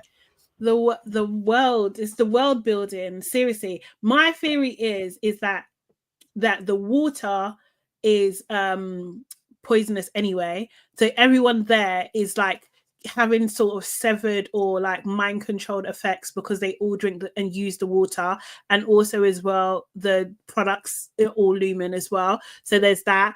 I feel like Irv going on the train is him being reset. I don't think he's going to die. I think he's just going to be reset, and he's been reset before. I think Covell's going to betray Mark. I think that Devon is an op. I think she's an absolute op. Yeah, I don't believe this, because there's too much double meaning with her language, and she was too kind of like trying to connect with Cobell and stuff. I want to know where, I keep calling her Ready Breck, but I can't remember what's the girl that done the procedure to reintegrate the black woman. Oh, the black, what's her name? Yeah, but the black woman. Okay, yeah. So what where the hell is she? Where the hell is she? And also, who was Irvin talking to as well? Because he was on, he was on the phone. Was he talking to her? Was he talking to Ready Breck? Was he talking to Cobell? Like, what the hell? Like, do you know what I mean? Even the birthing place. Why did Devon's husband take them there in the first place in the cabins? If no, but he's not. Huh? Yeah, he's definitely up. He's definitely up. I think that Helly and Natalie might be sisters. They might be half sisters. Like, I just don't like. There's so much. So you know what? I didn't see about Devon, because Devon's husband isn't up. Yeah, but that would be brilliant double agent work, to have somebody who you don't think is the op be the op, even with the ops. Yeah, like it's what they say people do. Like you start both of the wars, like on both sides, you're for and against, and then you're running it. But like she could be, she's smart enough. She is, and she's so keen to get so like the answers and stuff, like she's super keen. And also as well, it's just like even Rickon like not being worried about where she was. I thought that was odd. Like, do you know what I mean? Yeah, he's an. Oh my word, that would be interesting if Yeah. Devon was actually one of the super bosses. That would be really interesting. So Oh, yeah, I feel like if you're not watching Severance, guys, honestly, watch it. you need to. You need to. You really, really need to. And Milkshake. I do like Milkshake. They call him Milkshake. It's very funny.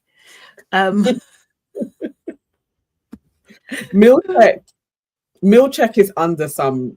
I want him to free himself. I actually feel sorry for him. He tried to. He tried to last episode. Well, he stood up for himself. He did stand up for himself. But I think he's full op. I want him to go full op to the whole thing. Like, I really want him to be the savior. It's just because he's black, but I just want him to. Yeah, I don't know. I don't think he's been complying so much. He's been compliant, and because what's it called, Miss Casey? Because when she tried to escape, he was one that pushed her back. So you know he's complacent. So you know what's down there. You know he's complacent. Yeah. It's on Apple TV. It's on Apple TV. It's really good, guys. So good. He does look like a porn star. Absolutely. Yeah, he does. They've done that. They've definitely done that on parts. How do you feel about Helena? I know we're going in a different direction now. How do you feel about Helena / Helly? As in what she is. As in, like, do you warm to her as a character? No, I don't either. No. I think she's complicated. I think she's complicated. But what I think she's complicated because she's clearly oppressed, right? Do you know what I mean? But she's living at the top of the oppressive world. That's why I don't trust her. I don't trust her, really. And you know what? The thing is, with the lines of the severed, the inner and the outer, I feel like they're more compromised to want to survive. So I really went down a thing of like, is this like our consciousness in a way? Like, and then is this a metaphor for us, the higher person, and the one that is here on earth?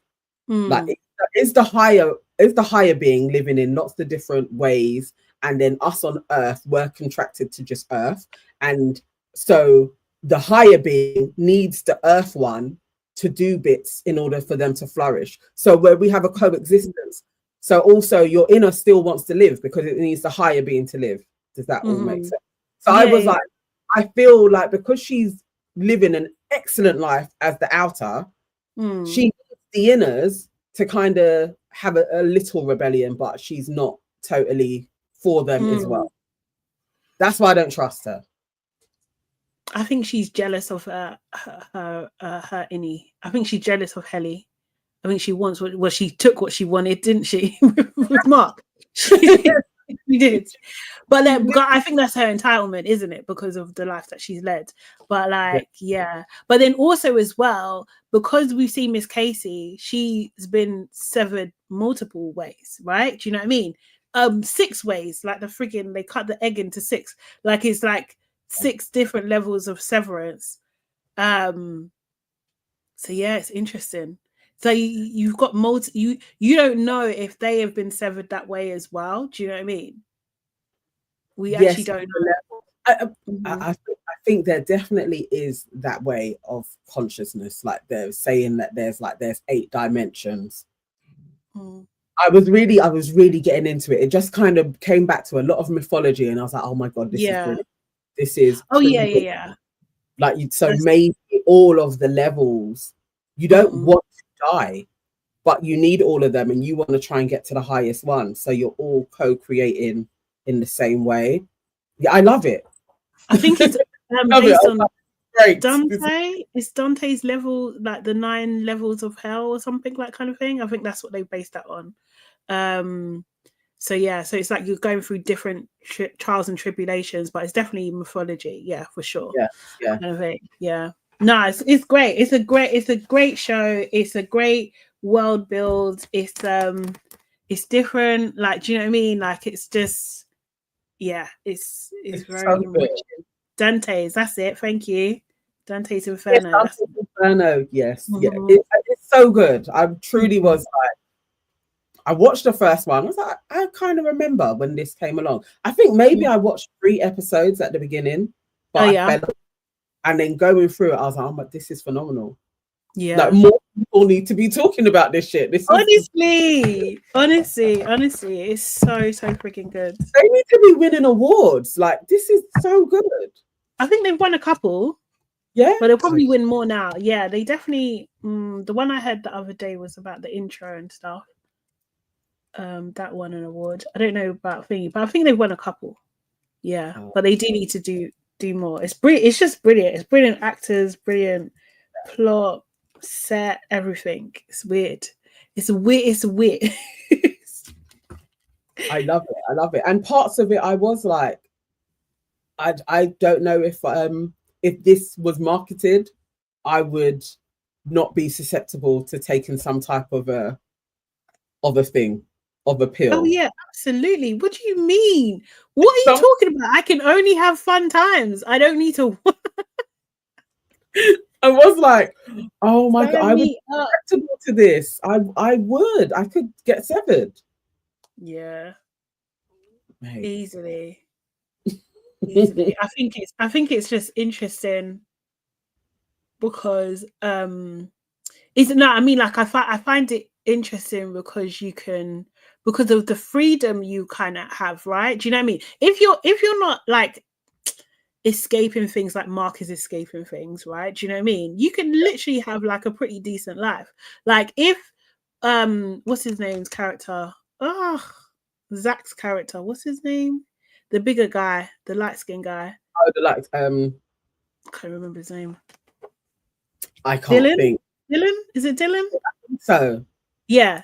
If Dylan's wife loved him, yeah, do you know what I mean? He'll be fine. It's just cushy. Absolutely cushy. So his outer, yeah, to me, yeah, I was like, as the outer, she's with you anyway. And she isn't having an affair with a whole other being. It's your innie. So why can't both of you have this woman? Nah, it's weird. It ain't that bad. No, I felt like the outer was out of order. Like, I was blatantly like, let her go your innie. It's you. No. It's still you. No. Absolutely not. Absolutely. And you've lied to me as well. Absolutely not. That's crazy. No way. So what you're saying to me is that I'm home with the kids while you're going to work, yeah, mind you, yeah. You've met my innie that's working to provide money for the family, yeah, and you fall in love with that version of me. You're crazy. He's a photocopy. He's not the original. No, absolutely not. Absolutely not. It's just the other part of it's still you. And it's not fair that he's just locked in a building. Like he don't exist. He don't exist without me. Yeah, both of us are having you. That's wild. You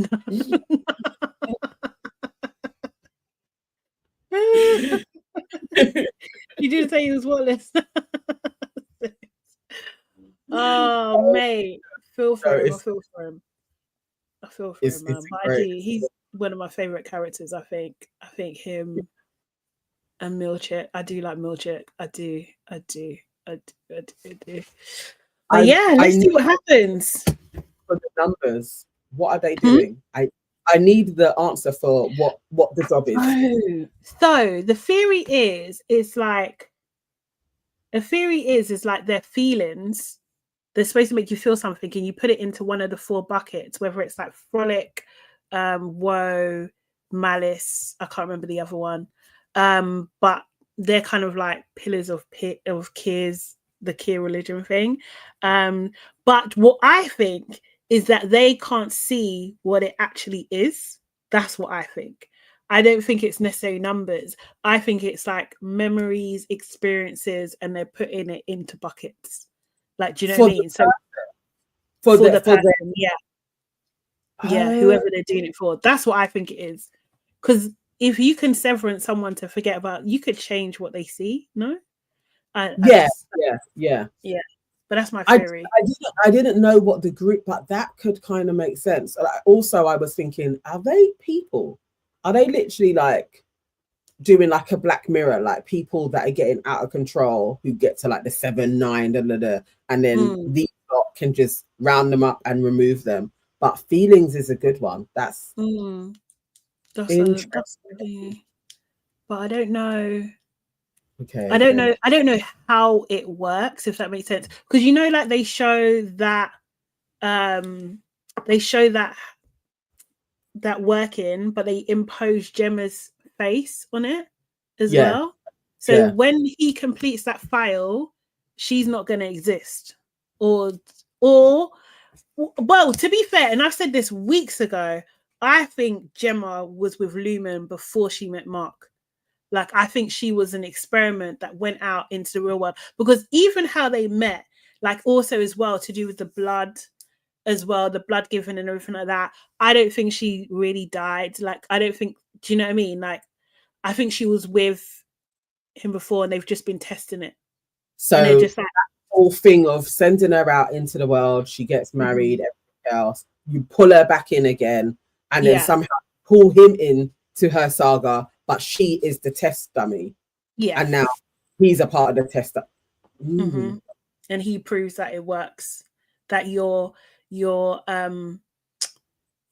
work that your innie does can directly affect your outie. And if you can influence your outie as an innie, if you can influence your outie, then I think that's what Severance has the ability to do. I think I need to think about it more, but that's it. Oh, Black Mirror, is it out yet? Oh my god, I knew it was coming. It's coming. Oh yeah, I need to watch that. I've missed Black. This is why I've enjoyed this so much, because I miss Black Mirror so much. I was literally like, oh my god, we're back. This touches me. I love this shit. No, it's really good. It's really, really, really good. I will watch that, Sora. I really will. I'll add that to the list this week. Okay, cool. Wow. I've got to go. For fuck's sake. Jesus. Guys, thank you so much for joining us today. Absolutely. Oh yes, I've watched Dark Matter. Sorry. Is that as good? Because then I need to. Yeah, that's good as well. Basically, it's the ability to go into your own different timelines. That's the premise of the show. It's really good. It's on Apple TV as well. So good. Okay. I want to see that too. My Lagos that episode just dropped. Got to catch up now. My Lagos. What's My Lagos? What's that? Put us on to whatever it is. Okay. Yeah. Dark Matter. That'll be me. Guys, make sure you like this video. Boop it now. Do it now, please. Replay Gang, leave your comments as well, kind of thing. Of course, also, guys, share this with like-minded people too. Join our membership. It's only $4.99 to be part of our WhatsApp group. It's actually a lot of fun. Oh, Real Housewives of Lagos. No. Is it back? No, I knew they were recorded. Oh, God. Okay, cool. This I'm definitely watching. Yeah. No, Lagos was like brilliant. Okay, all right. So, guys, that may be added too. Yes. Season 3, amazing. Okay, guys. Appreciate every single one of you. Make sure you follow us. Your aunties could never. For Evan's sake, and Sade Salami official. See you next week. Have a good one. Bye. Episode 10.